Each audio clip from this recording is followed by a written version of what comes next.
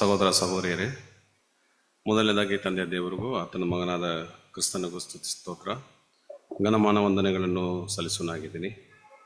ಈ ಒಂದು ದಿನದಲ್ಲಿ ನಾವು ವಾರದ ಮೊದಲನೇ ದಿನದಲ್ಲೂ ನಾವು ಒಂದು ಒಟ್ಟು ಕುಟುಂಬವಾಗಿ ಈ ದೇವರು ನಮ್ಮನ್ನು ಕರೆತಂದು ಆತನ ಸತ್ಯತೆಗಳನ್ನು ನಾವು ಧ್ಯಾನ ಮಾಡಲಿಕ್ಕೆ ದೇವರು ಕೊಟ್ಟಂಥ ಈ ಒಂದು ಅವಕಾಶಕ್ಕಾಗಿ ದೇವರಿಗೆ ಕೃತಜ್ಞತೆಗಳನ್ನು ಸಲ್ಲಿಸಿಕೊಂಡು ಇಲ್ಲಿ ಕೂಡಿ ಬಂದಿರುವಂಥ ಪ್ರತಿಯೊಂದು ಸಹೋದರ ಸಹೋದರಿಯರಿಗೂ ದೇವರ ನಾಮದಿಂದಲೂ ಕ್ರಿಸ್ತನ ನಾಮದಿಂದಲೂ ನನ್ನ ಒಂದು ವಂದನೆಗಳನ್ನು ನಾನು ತಿಳಿಸುವನಾಗಿದ್ದೀನಿ. ಈ ಒಂದು ದಿನದಲ್ಲಿ ನಾವು ಧ್ಯಾನ ಮಾಡಕ್ಕಿರುವ ಪಾಠದ ಹೆಸರು ಆಗಲೇ ಸಹೋದರರು ತಿಳಿಸಿದಂತೆ ದ ಗ್ರೇಟ್ ಟ್ರಿಬ್ಯುಲೇಷನ್. ಅದು ಅತಿ ದೊಡ್ಡ ಒಂದು ಸಂಕಷ್ಟ, ಒಂದು ಸಮಯ, ಕಾಲ ಅಂತಲೂ ಹೇಳ್ಬೋದು. ಇದನ್ನು ನಾವು ಧ್ಯಾನ ಮಾಡುವುದಕ್ಕೆ ಮುಂಚೆ ತಲೆಬಾಗಿಸಿ ಪ್ರಾರ್ಥನೆ ಮಾಡೋಣ. ನನ್ನ ಶರಣನೇ, ನನ್ನ ವಿಮೋಚಕನೇ, ನನ್ನ ಬಾಯಿನ ಮಾತುಗಳು, ನನ್ನ ಹೃದಯ ಧ್ಯಾನವು ನಿಮಗೆ ಸಮರ್ಪಕವಾಗಿರಲಿ. ಆಮೆನ್. ಕರ್ತನಲ್ಲಿ ಪ್ರೀತಿಯುಳ್ಳ ಸಹೋದರ ಸಹೋದರಿಯರೇ, ಕಳೆದ ವಾರ ಪೂರ್ತಿ ದೇವರು ನಮ್ಮನ್ನು ಕಾದು ಕಾಪಾಡಿ ಈ ಒಂದು ದಿನದಲ್ಲಿ ಆತನ ಸತ್ಯತೆಗಳನ್ನು ನಾವು ಧ್ಯಾನ ಮಾಡೋದಕ್ಕೆ ದೇವರಿಗೆ ಒಂದು ಅವಕಾಶವನ್ನು ನಮಗೆ ಏರ್ಪಡಿಸಿಕೊಟ್ಟಿದ್ದಾರೆ. ಅದರ ಪ್ರಕಾರ ನಾವು ಇವತ್ತು ಧ್ಯಾನ ಮಾಡುವ ಈ ಒಂದು ಶೀರ್ಷಿಕೆ ಅಡಿ ನೋಡುವುದಾದರೆ ಮಹಾ ಸಂಕಷ್ಟ ಕಾಲ.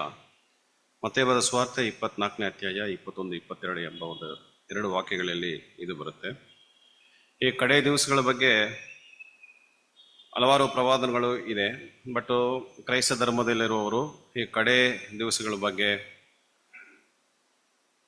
ಅವರ ಒಂದು ಅರ್ಥ, ಅವರು ಏನು ಅನ್ಕೊಂಡಿದ್ದಾರೆ ಅಂತ ನೋಡ್ಬೇಕಾದ್ರೆ, ಲೋಕದಲ್ಲಿರುವಂಥ ಕ್ರೈಸ್ತ ಧರ್ಮದವರು ಏನು ಅನ್ಕೋತಾರಂದ್ರೆ, ಕಡೆ ಕಾಲ ಅಂದ್ರೆ ಯಾವಾಗ ಅಂತ್ಯ ಬರುತ್ತೆ ಅಂದ್ರೆ ಇಡೀ ಲೋಕದಲ್ಲಿರುವ ಪ್ರತಿಯೊಬ್ಬರು ಕ್ರೈಸ್ತರಾಗಿ ಮಾರ್ಪಟ್ಟ ನಂತರ ಯುಗದ ಸಮಾಪ್ತಿ ಬರುತ್ತೆ ಎಂಬ ಒಂದು ಅವರು ಎದುರು ನೋಡ್ತಾ ಇದ್ದಾರೆ ಪ್ರಿಯರೇ.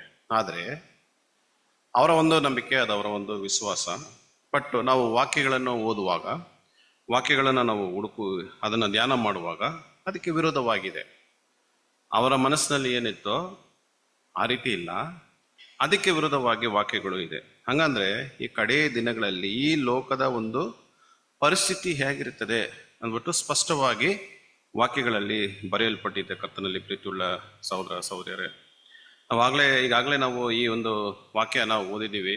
ಅಂತ ಸಂಕಟವು ಲೋಕದ ಹುಟ್ಟಿದ ಮೊದಲುಗೊಂಡು ಇಂದಿನವರೆಗೂ ಆಗಲಿಲ್ಲ, ಇನ್ನು ಮೇಲೆಯೂ ಅದು ಆಗುವುದಿಲ್ಲ ಅಂತ ಬರೆಯಲ್ಪಟ್ಟಿದೆ. ಅಂದ್ರೆ ಕರ್ತನಲ್ಲಿ ಪ್ರೀತಿಯುಳ್ಳ ಸಹೋದರ ಸಹೋದರಿಯರೇ, ಈ ವಾಕ್ಯವನ್ನು ನಾವು ಸ್ವಲ್ಪ ಆಳವಾಗಿ ನಾವು ಧ್ಯಾನ ಮಾಡೋಣ. ಯಾಕಂದ್ರೆ ವಾಕ್ಯ ಹೇಳ್ತದೆ, ಅಂತ ಸಂಕಟವು ಲೋಕವು ಹುಟ್ಟಿದ ಮೊದಲುಗೊಂಡು ಆಗಲಿಲ್ಲ. ಉದಾಹರಣೆಗೆ ಒಂದು ಎಕ್ಸಾಂಪಲ್ ಹೇಳೋದಾದ್ರೆ, AD 70 ಏನಾಯ್ತು, AD 70 ಬ್ಯಾಬಿಲೋನ್ ಬಂದು ಸಂಪೂರ್ಣ ನಾಶನ ಮಾಡ್ಬಿಟ್ರು ಇಸ್ರೇಲ್ನ. ಸುಮಾರು 1 ಮಿಲಿಯನ್ಕ್ಕಿಂತ ಹೆಚ್ಚಾದ ಯಹೂದ್ಯರು ಕೊಲ್ಲಲ್ಪಟ್ರು, ಸರ್ವನಾಶನ ಮಾಡ್ಬಿಟ್ರು. ಇಡೀ ದೇಶವನ್ನು ಬೆಂಕಿಗೆ ಹಾಕ್ಬಿಟ್ರು, ಸುಡಿಸ್ಬಿಟ್ರು.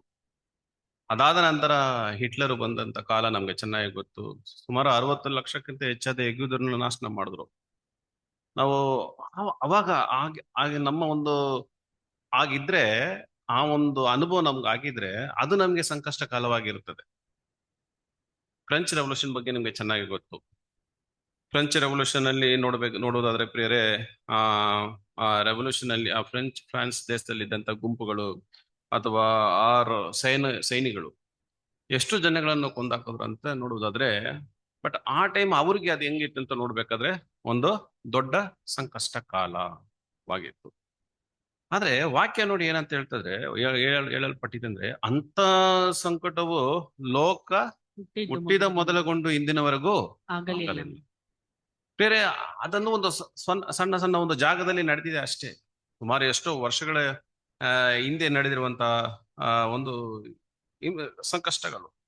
ಹಾಗಾದ್ರೆ ಈ ಸಂಕಷ್ಟ ಹೇಗ್ ಬರುತ್ತೆ ಅಂದ್ಬಿಟ್ಟು ಸತ್ಯವೇದ ನಮ್ಗೆ ಸ್ಪಷ್ಟವಾಗಿ ಹೇಳ್ತದೆ.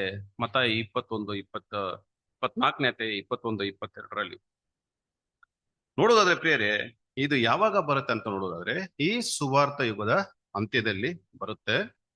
ಒಂದು ದೊಡ್ಡ ಮಹಾ ಸಂಕಷ್ಟ ಕಾಲವಾಗಿ ಅದು ಇರ್ತದೆ. ಆ ಸಂಕಷ್ಟ ಕಾಲ ಹೇಗಿರ್ತದೆ, ಆ ಸಂಕಷ್ಟ ಕಾಲ ಹೇಗ್ ಬರಬೇಕು, ಆ ಸಂಕಷ್ಟ ಕಾಲಕ್ಕಾದಂತ ಒಂದು ಏನಂತ ನೋಡ್ಬೇಕಾದ್ರೆ ಅದರ ಒಂದು ಅದು ಹೇಗಿರ್ತದೆ, ಉದಾಹರಣೆಗೆ ನೋಡ್ಬೇಕಾದ್ರೆ ಬರ್ಬೇಕಾದ್ರೆ ಈ ಲೋಕದಲ್ಲಿದ್ದೇ ಬರ್ತದೆ. ಎಷ್ಟೋ ಎಷ್ಟು ಲಕ್ಷ ಜನಗಳು ಈ ಲೋಕದಲ್ಲಿ ಬಾಳ್ತಾ ಇದ್ದಾರೆ. ನಾವು ಹೇಳ್ಬೋದು, ಒಂದು ಸಂಖ್ಯೆ ನಾವು ಹೇಳ್ಬೋದು.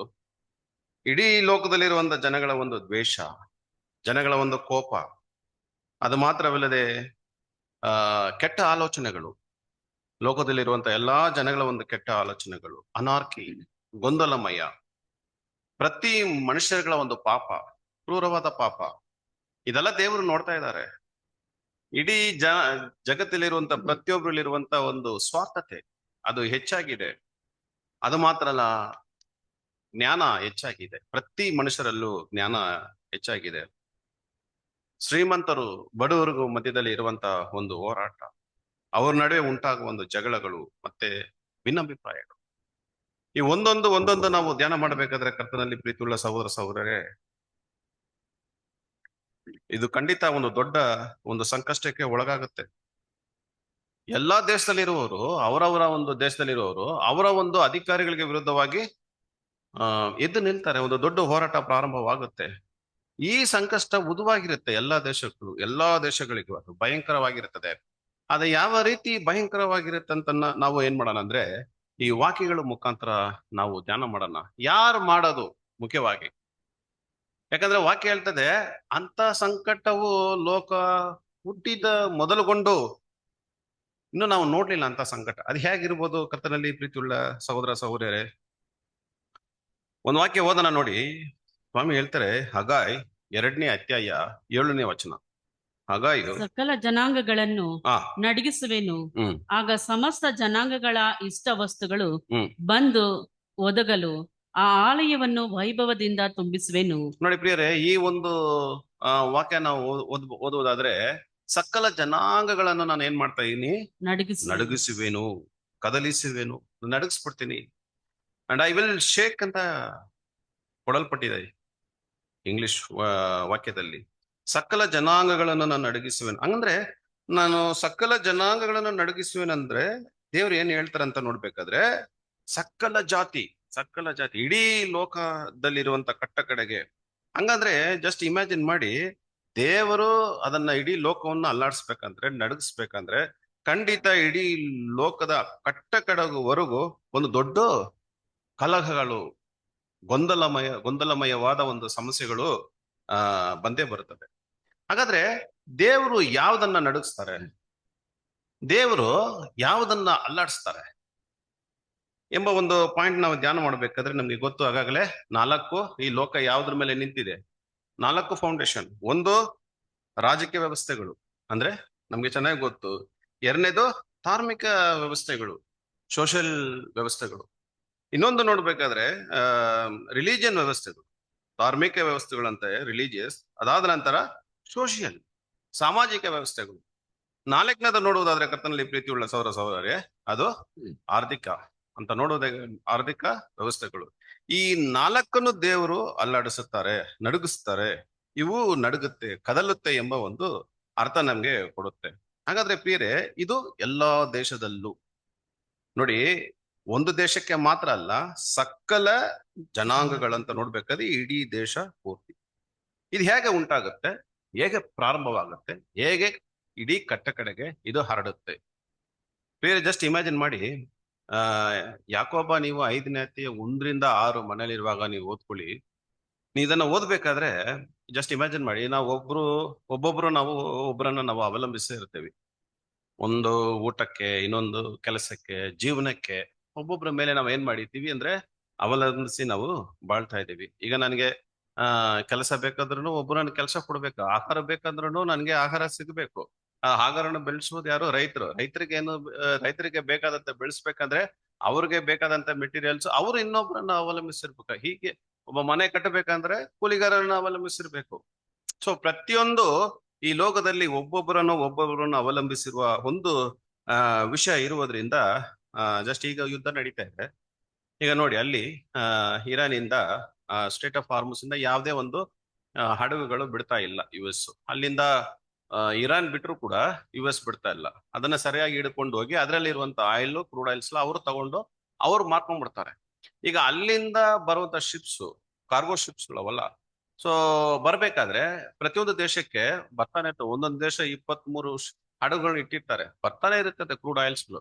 ಅದರಿಂದ ಎಲ್ಲವೂ ತೆಗಿತಾರೆ, ಆಯಿಲ್ಸು, ಕೆರೋಸಿನ್ಸು, ಪೆಟ್ರೋಲು, ಆಮೇಲೆ ನಮ್ಮ ಅಡಿಗೆಗೆ ಬೇಕಾದಂತ ಎಲ್ಲಾ ವಿಧವಾದ ಗ್ಯಾಸ್ ಸಂಬಂಧಪಟ್ಟ ಎಲ್ಲವನ್ನು ತೆಗಿಯಕ್ಕೆ ಮೂಲ ಕಾರಣವಾಗಿರೋದು ಕ್ರೂಡ್ ಆಯಿಲ್.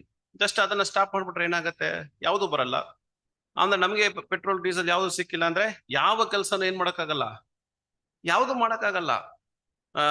ಈಗ ಪಟ್ಟಣದಲ್ಲಿ ನಾವು ಬಾಳ್ತಾ ಇರ್ತೀವಿ, ನಮ್ಗೆ ಬೇಕಾದಂತ ಆಹಾರ ಎಲ್ಲ ಬೇಕಂದ್ರೆ ಎಲ್ಲಿಂದ ಬರಬೇಕು? ಬಹಳ ದೂರದಿಂದ ಬರಬೇಕು, ಬಹಳ ದೂರದಿಂದ ಬರಬೇಕು. ಈಗ ಪೆಟ್ರೋಲ್ ಇಲ್ಲ ಅಂದ್ರೆ ಯಾವ ಗಾಡಿಗಳು ಓಡಾಟ ಇಲ್ಲ ಅಂದ್ರೆ ಖಂಡಿತ ಪಟ್ಟಣದಲ್ಲಿ ಇರುವವರು ಎಲ್ರಿಗೂ ಏನಾಗುತ್ತೆ? ದೊಡ್ಡ ಸಮಸ್ಯೆ ಉಂಟಾಗುತ್ತೆ ಕತ್ತನಲ್ಲಿ ಪ್ರೀತಿಯುಳ್ಳ ಸೌರ್ಯರೇ. ಆ ರೀತಿ ಒಂದೊಂದು ಒಂದೊಂದು ಒಂದೊಂದು ನೋಡ್ಬೇಕಾದ್ರೆ ಸಂಪೂರ್ಣವಾದ ಒಂದು ಗೊಂದಲಮಯಕ್ಕೆ ಹೋಗೋಕೆ ಅದು ಕಾರಣವಾಗುತ್ತದೆ. ಕೆಲಸ ಸಿಗುತ್ತಾ ಅಂತ ನೋಡುವವರೆ ಕೆಲಸ ಸಿಗೋದಿಲ್ಲ, ಹಣಕಾಸು ಸಿಗೋದಿಲ್ಲ, ದೊಡ್ಡ ಅನಾರೋಗ್ಯ ಉಂಟಾಗುತ್ತದೆ. ಅವಾಗ ಏನಾಗುತ್ತೆ ನೋಡಿ, ಇವೆಲ್ಲ ಎಲ್ಲೋ ಒಂದೊಂದು ಫ್ಯಾಕ್ಟ್ರಿಲಿ, ಒಂದೊಂದು ಕಂಪನಿಯಲ್ಲಿ, ಒಂದೊಂದು IT ಕಂಪನಿಯಲ್ಲಿ ಕೆಲಸನ ಬಿಟ್ಟು ತೆಗೆದಾಕ್ತಾರೆ. ಇದು ಸಂಪೂರ್ಣವಾಗಿ ಎಲ್ಲಾ ಕಟ್ಟ ಕಡೆಗೆ ಇರುವಂತ ಎಲ್ಲಾ ದೇಶಗಳಲ್ಲಿ ಇದು ಸಂಭವಿಸುವಾಗ ಇದು ಒಂದು ದೊಡ್ಡ ಪ್ರಳಯ ತರ ಉಂಟಾಗುತ್ತೆ ಬೇರೆ. ಸೊ ಆಗಿರುವಾಗ ನಮ್ಮ ಕಣ್ಣಿಗೆ ಕಾಣ್ತದೆ, ಅದು ಈಗಲೇ ಅದು ಪ್ರಾರಂಭವಾಗಿದೆ. ಜಸ್ಟ್ ಒಂದು ಬೀಜವನ್ನು ಬಿತ್ತುವಾಗ ಅದೇ ರೀತಿ ಚಿಗುರು ಬಿಡುತ್ತೋ ಆ ರೀತಿ ಈ ಸಮಸ್ಯೆಗಳು ಪ್ರಾರಂಭವಾಗಿದೆ. ಇದನ್ನೇ ವಾಕ್ಯ ಹೇಳ್ತದೆ, ದ ಡೇ ಆಫ್ ಜೆಹೋವಾ, ಕರ್ತನ ಒಂದು ಸಂಕಷ್ಟ ದಿನ. ಕೆಲವೊಂದು ವಾಕ್ಯಗಳು ಪದಗಳು ಹೇಗ್ ಬರ್ತದೆ ಅಂದ್ರೆ, ಕರ್ತನ ದಿವಸ, the day of Jehovah, the day of vengeance, ಮೊಯಿ ತೀರಿಸುವ ದಿವಸ, ಆಮೇಲೆ the day of his wrath, ಆತನ ಕೋಪದ ದಿವಸ. ಸೊ ದೇವರ ಒಂದು ದ ಡೇ ಆಫ್ ಜಸ್ಟಿಸ್, ನೀತಿ. ಇದು ಒಂದೊಂದು ದ ಗ್ರೇಟ್ ಟ್ರಿಬ್ಯುಲೇಷನ್, ಇವೆಲ್ಲವೂ ಒಂದೇ ಅರ್ಥವನ್ನು ನಮ್ಗೆ ಕೊಡುತ್ತೆ ಪ್ರಿಯರೇ. The day of Jehovah, the day of vengeance, the day of his wrath, the day of justice, the day of the great tribulation. ಇದೆಲ್ಲ ಬಂದು ನಮಗೆ ಒಂದೇ ಅರ್ಥವನ್ನು ಅದು ಕೊಡುವಂತದ್ದಾಗಿರುತ್ತೆ. ಹಾಗಾದ್ರೆ ಈ ಕರ್ತನ ದಿವಸ ಈ ಹೆಸರು ಯಾಕೆ ಬಂತಂತ ನೋಡ್ಬೇಕಾದ್ರೆ, ಈ ಕಾಲ ಕರ್ತನ ಒಂದು ದಿವಸ, ಈ ಕಾಲ ಎಂದು ಕರೆಯಲ್ಪಡುತ್ತೆ. ಯಾಕಂದ್ರೆ ಈ ಕಾಲದಲ್ಲಿ ಯೇಸು ಕ್ರಿಸ್ತನು ರಾಜನಾಗಿ ಅಧಿಕಾರದೊಂದಿಗೆ ದೇವರ ಪ್ರತಿನಿಧಿಯಾಗಿ ಅವರ ಕಾರ್ಯಗಳನ್ನು ಮಾಡ್ತಾ ಇದ್ದಾರೆ ಈ ಕಾಲದಲ್ಲಿ.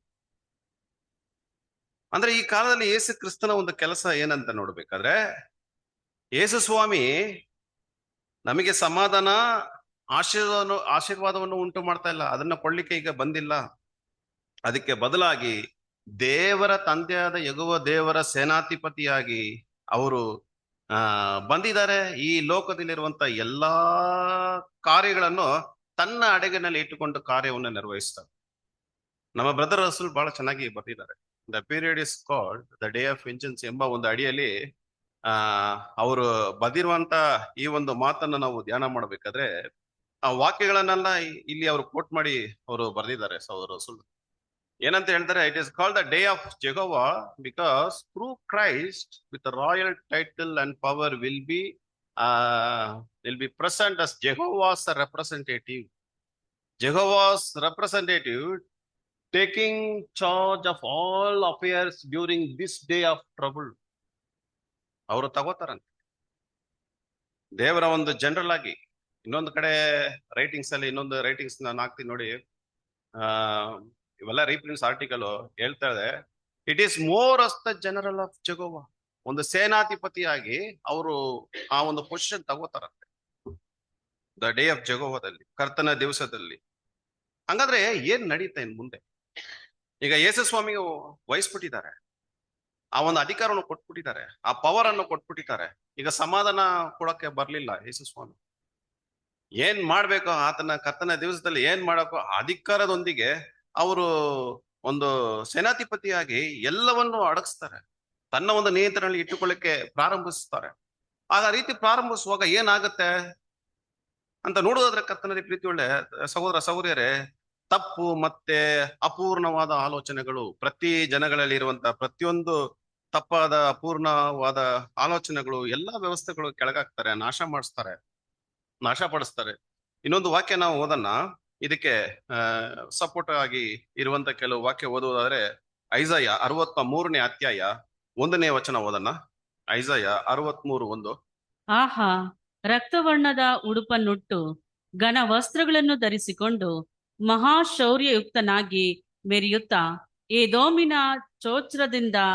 ಬೋಚ್ರದಿಂದ ಬರುವ ಈತನು ಯಾರು? ಸತ್ಯಾನುಸಾರವಾಗಿ ಮಾತಾಡುವ, ರಕ್ಷಿಸಲು ಸಮರ್ಥನಾದ ನಾನೇ. ನೋಡಿ, ವಾಕ್ಯ ಎಷ್ಟು ಸ್ಪಷ್ಟವಾಗಿದೆ. ಈ ವಾಕ್ಯವನ್ನು ನಾವು ಓದುವಾಗ, ಆಹಾ, ರಕ್ತವರ್ಣದ ಉಡುಪನ್ನು ಉಟ್ಟು ಘನವಸ್ತ್ರಗಳನ್ನು ಧರಿಸಿಕೊಂಡು ಮಹಾಶೌರ್ಯಯುಕ್ತನಾಗಿ ಮೆರೆಯುತ್ತಾ ಏದೋಮಿನ ಬೋಚ್ರದಿಂದ ಬರುವ ಈತನು ಯಾರಂತ ಒಂದು ಪ್ರಶ್ನೆ. ಆಮೇಲೆ ಸತ್ಯಾನುಸಾರವಾಗಿ ಮಾತಾಡುವ, ರಕ್ಷಿಸಲು ಸಮರ್ಥನಾದ ನಾನೇ ಅಂತ ಹೇಳಿದ್ದಾರೆ. ಹಾಗಾದ್ರೆ ಪ್ರಿಯರೇ, ಇವ್ರು ಯಾರಂತ ನೋಡುವುದಾದ್ರೆ, ಈ ಸುವಾರ್ಥ ಯುಗದ ಅಂತ್ಯದಲ್ಲಿ ಇರುವಂತ ನಾವು ಈ ಒಂದು ಪ್ರವಾದನೆ ವಾಕ್ಯವನ್ನು ನಾವು ಓದಿ ತಿಳ್ಕೊಳ್ಳುವಾಗ, ಈ ಒಂದು ಪ್ರವಾದನ ವಾಕ್ಯಕ್ಕೆ ಏನ್ ಉತ್ತರ ಕೊಡೋಣ ಅಂದ್ರೆ, ಅದರಲ್ಲಿ ಇರುವಂತ ಏದೋಮ್ ಎಂಬ ಒಂದು ಪದ ಬರುತ್ತೆ, ಬೋಸ್ರಾ ಎಂಬ ಒಂದು ಪದ ಬರುತ್ತೆ. ಈ ಏದೋಮ್ ಯಾರಂತ ನೋಡುವುದಾದ್ರೆ ಕ್ರೈಸ್ತ ಧರ್ಮದವರು ಏದೋಮ್. ಎರಡನೇದು ಬೋಸ್ರಾ ಅಂತ ನೋಡ್ಬೇಕಾದ್ರೆ ಈ ರಿಲಿಜಿಯನ್ ಸಂಸ್ಥೆಗಳು, ಧಾರ್ಮಿಕ ಸಂಸ್ಥೆಗಳು. ಯಾರೋ ಬೋಸ್ರಾ. ಏದೋಮ್ ಅಂದ್ರೆ ಕ್ರೈಸ್ತ ಧರ್ಮದವರು. ಒಬ್ರು ಬರ್ತಾರಂತ ವಾಕ್ಯದಲ್ಲಿ ಕೊಡಲ್ಪಟ್ಟಿದೆ ಇದೆಲ್ಲ. ಅದು ಯಾರಂತ ನೋಡುವುದಾದ್ರೆ ನಮ್ಮ ರಕ್ಷಕರಾಗಿರುವಂತ ಯೇಸು ಕ್ರಿಸ್ತು. ಅವರು ಅಧಿಕಾರದೊಂದಿಗೆ ಬಂದು ರಕ್ಷಿಸುತ್ತಾರೆ. ಅವರು ಹೇಗೆ ರಕ್ಷಿಸುತ್ತಾರಂತ ನೋಡುವುದಾದ್ರೆ ಅದೇ ಐಸಾಯ 63 2ನೇ ವಾಕ್ಯದಲ್ಲಿ ಓದಿ. ನಿನ್ನ ಉಡುಪು ಏಕೆ ಕೆಂಪಾಗಿದೆ? ನಿನ್ನ ವಸ್ತ್ರಗಳು ದ್ರಾಕ್ಷಿಯನ್ನು ತುಳಿಯುವವನ ಬಟ್ಟೆಯ ಹಾಗಿರುವುದು ಏಕೆ? ನೋಡಿದ್ರ, ನಿನ್ನ ಉಡುಪು ಏಕೆ ಕೆಂಪಾಗಿದೆ ಅಂದ್ರೆ ಪ್ರಿಯರೇ, ಈಗ ಯೇಸು ಸ್ವಾಮಿಯ ಉಡುಪು ಕೆಂಪಾಗ್ಬಿಟ್ಟಿದಂತೆ, ನಿನ್ನ ವಸ್ತ್ರಗಳು ದ್ರಾಕ್ಷಿಯನ್ನು ತುಳಿಯುವವನ ಬಟ್ಟೆಯಾಗಿರುವುದು ಹೇಗೆ ನಿಮ್ಮ ಒಂದು ವಸ್ತ್ರ ಕೆಂಪಾಯಿತು? ದ್ರಾಕ್ಷಿ ಬಳ್ಳಿಯನ್ನು ತುಳಿಯುವವರು, ಅವರು ವಸ್ತ್ರ ಕೆಂಪಾಗುತ್ತೆ, ನಿಮ್ಮ ವಸ್ತ್ರ ಕೆಂಪಾಗುತ್ತೆ. ಇವೆಲ್ಲ ಪ್ರವಾದನೆ ವಾಕ್ಯಗಳು. ಈಗಾಗ್ಲೇ ಹೇಳಿದೆ, ಬರುವವರು ಯೇಸು ಕ್ರಿಸ್ತನ್ ಅಂದ್ಬಿಟ್ಟು. ಅದಾದ ನಂತರ ನೆಕ್ಸ್ಟ್ ವಚನ ಓದ್ರಿ, 3ನೇ ವಚನ. ನಾನೊಬ್ಬನಾಗಿಯೇ ದ್ರಾಕ್ಷಿಯನ್ನು, ನೋಡಿದ್ರ ಸ್ವಾಮಿ ಹೇಳ್ತಾರೆ, ನಾನು ಒಬ್ಬನಾಗಿಯೇ ದ್ರಾಕ್ಷಿಯನ್ನು ತೊಟ್ಟಿಯಲ್ಲಿ ತುಳಿತಿದ್ದೇನೆ. ಜನಾಂಗದವರಲ್ಲಿ ಯಾರು ನನ್ನೊಂದಿಗಿರಲಿಲ್ಲ. ಈ ತುಳಿಯುವಾಗ, ಈ ಮಹಾ ಸಂಕಷ್ಟ ದಿವಸದಲ್ಲಿ ಆತನು ತುಳಿಯುವಾಗ ನನ್ನೊಂದಿಗೆ ಯಾರು ಇಲ್ಲ, ನನ್ನ ಕೋಪದಿಂದ ಶತ್ರುಗಳನ್ನು ತುಳಿದಿದ್ದೇನೆ. ಎಂತ ಒಂದು ಪ್ರವಾದನೆ ವಾಕ್ಯ ನೋಡ್ರಿ ಪ್ರಿಯರೇ. ನನ್ನ ಕೋಪದಿಂದ ಶತ್ರುಗಳನ್ನು ತುಳಿದಿದ್ದೇನೆ, ರೋಷವೇರಿದವನಾಗಿ ಅವರನ್ನು ಕಾಲಿನಿಂದ ಒಸೆದಿದ್ದೇನು. ಅವರ ಸಾರವು ನನ್ನ ವಸ್ತ್ರಗಳ ಮೇಲೆ ಸಿಡಿದಿದೆ. ಅವರುಗಳ ಸಾರವು ನನ್ನ ವಸ್ತ್ರಗಳ ಮೇಲೆ ಸಿಡಿದಿದೆ. ನನ್ನ ಉಡುಪನ್ನೆಲ್ಲ ಮಾಸಿಕೊಂಡೆನು. ಕರ್ತನಲ್ಲಿ ಪ್ರೀತಿಯುಳ್ಳ ಸಹೋದರ ಸಹೋದರಿಯರೇ, ಈ ಕಡೆ ದಿನಗಳಲ್ಲಿ ಇರುವಂತ ನಾವು ಈ ಒಂದು ಪ್ರವಾದನೆಯನ್ನು ನೋಡಿ ನಾವು ಏನ್ ತಿಳ್ಕೋಬಹುದು? ಸ್ವಾಮಿ ಹೇಳ್ತಾರೆ, ಐ ಹ್ಯಾವ್ ಟ್ರಾಡನ್, ನಾನೇ ತುಳಿತಾ ಇರೋದು ನಾನೇ. ಇದು ನನಗೆ ವಹಿಸಿದ್ದಾರೆ ದೇವರು, ನನ್ನ ಕೆಲಸ. ಆ ಒಂದು ರೈಟ್ಸ್ ಅನ್ನ ನಾನು ತಗೊಂಡಿದ್ದೀನಿ. ನಾನು ಈಗಾಗ್ಲೇ ಈ ಮಹಾ ಸಂಕಷ್ಟದ ಒಂದು ಭಾಗ ಪ್ರಾರಂಭವಾಗಿದೆ. ಕರ್ತನಲ್ಲಿ ಪ್ರೀತಿಯುಳ್ಳ ಸಹೋದರ ಸಹೋದರರೇ, ಅಂದ್ರೆ ಇದು ಯಾವಾಗ ಪ್ರಾರಂಭವಾಗಿದೆ ಅದು ಬಹಳ ಮುಖ್ಯ. ಈ ಸುಗ್ಗಿ ಕಾಲದ ಕಡೇ ಭಾಗದಲ್ಲಿ ಈ ಒಂದು ಕೆಲಸ ಪ್ರಾರಂಭವಾಗಿದೆ ಅಂದ್ಬಿಟ್ಟು ಸಹೋದರರು ಹೇಳಿದ್ದಾರೆ. ಇದು ಒಂದು ಮಹಾ ಸಂಕಷ್ಟ ಕಾಲದ ಒಂದು ಭಾಗ. ಅವರು ಏಕಾಂಗಿಯಾಗಿ, ನನ್ನ ಜೊತೆಗೆ ಯಾರು ಇಲ್ಲ, ಮನುಷ್ಯರ ಜೊತೆಗೆ ಯಾರು ಇಲ್ಲ, ಅವ್ರು ಒಬ್ಬರಾಗಿ ಸ್ವಾಮಿ ಮಾಡ್ಬೇಕಾದ್ರೆ ತಂದೆಯ ದೇವರ ಯೆಹೋವನ ಒಂದು ಶಕ್ತಿಯಿಂದ ಅವರು ಮಾಡ್ತಾ ಇದ್ದಾರೆ. ಅದಕ್ಕೆ ಹೇಳ್ತಾರೆ, ನನ್ ಜೊತೆಗೆ ಯಾರು ಇಲ್ಲ. ಹಂಗಾದ್ರೆ ಈ ಸಮಯದಲ್ಲಿ ಅವರು ಒಬ್ಬರೇ ಈ ಕೆಲಸ ಮಾಡ್ಬೇಕಾದ್ರೆ ನಾವೇನ್ ತಿಳ್ಕೊಬಹುದು? ಯಾಕೆ ಸ್ವಾಮಿ ಒಬ್ಬರೇ ಈ ಒಂದು ಕೆಲಸ ಮಾಡ್ಬೇಕಂದ್ರೆ, ಕರ್ತನಲ್ಲಿ ಪ್ರೀತಿಯುಳ್ಳ ಸಹೋದರ ಸಹೋದರಿಯರೇ, ಲೋಕ ಇರ್ಲಿ, ಸಭೆ ಇರ್ಲಿ, ನಾವು ಸಂಪೂರ್ಣವಾಗಿ ಆತನನ್ನು ತಿಳಿದುಕೊಂಡಿಲ್ಲ. ಒಂದು ಪಾಯಿಂಟ್. ಎರಡನೇ ಪಾಯಿಂಟ್ ಕೊಡ್ತಾರೆ, ಯಾರು ಆತನ ದುಃಖದಲ್ಲಿ ಭಾಗಿಗಳಾಗಿ ಸೇರುವುದಕ್ಕೆ ಸಾಧ್ಯವಿಲ್ಲ ಅಂತ ಹೇಳ್ಬಿಟ್ಟು. ದೇವರ ಒಂದು ಟೈಮ್ ಫ್ರೇಮ್ ಇರುತ್ತದೆ, ಅದು ಪಾಟಿಗೆ ಟೈಮ್ ಬಂದಾಗ ಆ ಕೆಲಸ ಮಾಡ್ಬೇಕಂದ್ರೆ, ನೆರವೇರಿಸ್ಬೇಕಂದ್ರೆ ಅದು ಮಾಡ್ಕೊಂಡು ಅದು ಹೋಗ್ತಾ ಇರ್ತದೆ. ಆ ಸಮಯ ಯಾರಿಗೂ ಎಂದಿಗೂ ವೆಯ್ಟ್ ಮಾಡಲ್ಲ. ಬಟ್ ಯಾಕೆ ಅವರು ಏಕಾಂಗಿಯಾಗಿ ಇದನ್ನ ಮಾಡ್ತಾರಂತ ನೋಡ್ಬೇಕಾದ್ರೆ, ಆತನು ಮಾತ್ರನೇ ಪವಿತ್ರಾತ್ಮದಿಂದ ಹುಟ್ಟಿದವರು. ಈ ಒಂದು ಕೆಲಸಕ್ಕೆ ಯೋಗ್ಯತೆ ಉಳ್ಳವರು ಯಾರಂತ ನೋಡ್ಬೇಕಾದ್ರೆ ಅವರೇ. ಹಾಗಾದ್ರೆ ಈ ಕೆಲಸ ಪ್ರಾರಂಭವಾಗಿದೆ. ಇದು ಸಂಕಷ್ಟದ ಒಂದು ಕೊನೆಯ ಭಾಗ. ದೇವರ ಶಕ್ತಿಯಿಂದ ಇದು ಪ್ರಾರಂಭವಾಗುತ್ತೆ. ಇದು ಯೇಸು ಸ್ವಾಮಿ ಏಕಾಂಗಿಯಾಗಿ ಮಾಡ್ತಾರೆ. ಅದರಲ್ಲಿ ನೀವು 4ನೇ ವಚನ ಓದಿ. ಇಲ್ಲ ಹಾಕಿಲ್ಲ, ನೀವು 4ನೇ ವಚನ ಓದಿ. ಏಕೆಂದ್ರೆ ಮುಯ್ಯಿ ತೀರಿಸುವ ದಿನವು ನನ್ನ ಹೃದಯದಲ್ಲಿ ಸಿದ್ಧವಾಗಿತ್ತು. ಏನಂತ ಹೇಳ್ತಾರೆ ಅಂದ್ರೆ, the day of vengeance, the day of vengeance. ಮುಯ್ಯಿ ತೀರಿಸುವ ದಿನವು ನನ್ನ ಹೃದಯದಲ್ಲಿ ಸಿದ್ಧವಾಗಿತ್ತು. ನನ್ನ ಹೃದಯದಲ್ಲಿ ಸಿದ್ಧವಾಗಿದೆ. ನನ್ನ ಜನರನ್ನು ವಿಮೋಚಿಸುವ ವರ್ಷವು ಒಂದು ವಾಕ್ಯ ನೋಡಿ ಪ್ರಿಯರೇ, ಮುಯ್ಯಿ ತೀರಿಸುವ ದಿನ ನನ್ನ ಹೃದಯದಲ್ಲಿ ಇದೆಯಂತೆ. ಸ್ವಾಮಿ ಹೇಳ್ತಾರೆ, ನನ್ನವರನ್ನು ರಕ್ಷಿಸುವ ಆ ವರ್ಷ ಬಂದೈತೆ. ಇದು ಯಾವಾಗ ಸಂಭವಿಸುತ್ತದೆ? ಇದು ಯಾವಾಗ ನಡೀತದೆ? ಸತ್ಯವೇದ ವಿದ್ಯಾರ್ಥಿಗಳಿರುವಂತ ನಾವು ಈ ಒಂದು ಪ್ರವಾದನೆ ವಾಕ್ಯಗಳೆಲ್ಲ ನಾವು ಸ್ಪಷ್ಟವಾಗಿ ತಿಳ್ಕೊಂಡ್ರೆ ಖಂಡಿತ ನಮ್ಮ ಒಂದು ಕರೆಯುವಿಕೆಯನ್ನು ಭದ್ರವಾಗಿ ನಾವು ಕಾಪಾಡಿಕೊಳ್ಳಬಹುದು. ಈ ವಾಕ್ಯಗಳ ಏನಕ್ಕೆ ಬರಿಬೇಕು? ಈ ವಾಕ್ಯಗಳಲ್ಲಿ ಇಷ್ಟು ಆಳವಾದ ಒಂದು ಅರ್ಥಗಳನ್ನು ಕೊಡಲ್ಪಟ್ಟಿದೆಲ್ಲ, ಇದು ಯಾವಾಗ ನಡೀತದೆ? ಒಬ್ರು ಬಂದು ಇಲ್ಲಿ ಎತ್ತಿ ಹೇಳಿಲ್ಲ ಅಂದ್ರೆ ಯಾರಿಗೂ ಇದರ ಒಂದು ವಿವರಣೆ ತಿಳಿಯಲ್ಲ. ಕರ್ತನಲ್ಲಿ ಪ್ರೀತಿ ಉಳ್ಳ ಸಹೋದರ ಸಹೋದರಿಯರೇ, ಹಂಗಂದ್ರೆ ಇದು ಮೊಯ್ಯಿ ತೀರಿಸುವ ದಿವಸ ಅಂತ ಹೇಳ್ತಾರೆ. ಇನ್ನೊಂದ್ ಕಡೆ ಹೇಳ್ಬಿಟ್ರೆ ಅದೇ ವಾಕ್ಯದಲ್ಲಿ, ಚಿಯ್ಯೋನಿನಿಗೆ ಇದು ಒಂದು ನ್ಯಾಯ ತೀರ್ಪಿನ ಕಾಲ. ಅಲ್ಲಿ ನೋಡಿ, ಇನ್ನೊಂದ್ ಕಡೆ ದ ಡೇ ಆಫ್ ವೆಂಜನ್ಸ್ ಅಲ್ಲಿ ಸಹೋದರರು ಸ್ಪಷ್ಟವಾಗಿ ಬರೆದಿದ್ದಾರೆ, ಇದು ಅತಿ ದೊಡ್ಡ ಒಂದು ಸಂಕಷ್ಟ ಕಾಲ. ದೇವರ ವಾಕ್ಯವನ್ನು ಕೇಳದೆ ಇರುವವರಿಗೆ ಬಂದಂತ ಒಂದು ಪ್ರತಿಫಲ ಕಾಲವಾಗಿ ಕೂಡ ಇರ್ತದೆ. ಹಾಗಾದ್ರೆ ದೇವರ ವಾಕ್ಯವನ್ನು ಯಾರು ಕೇಳಲ್ಲ? ನಾವ ಲೋಕದವರ?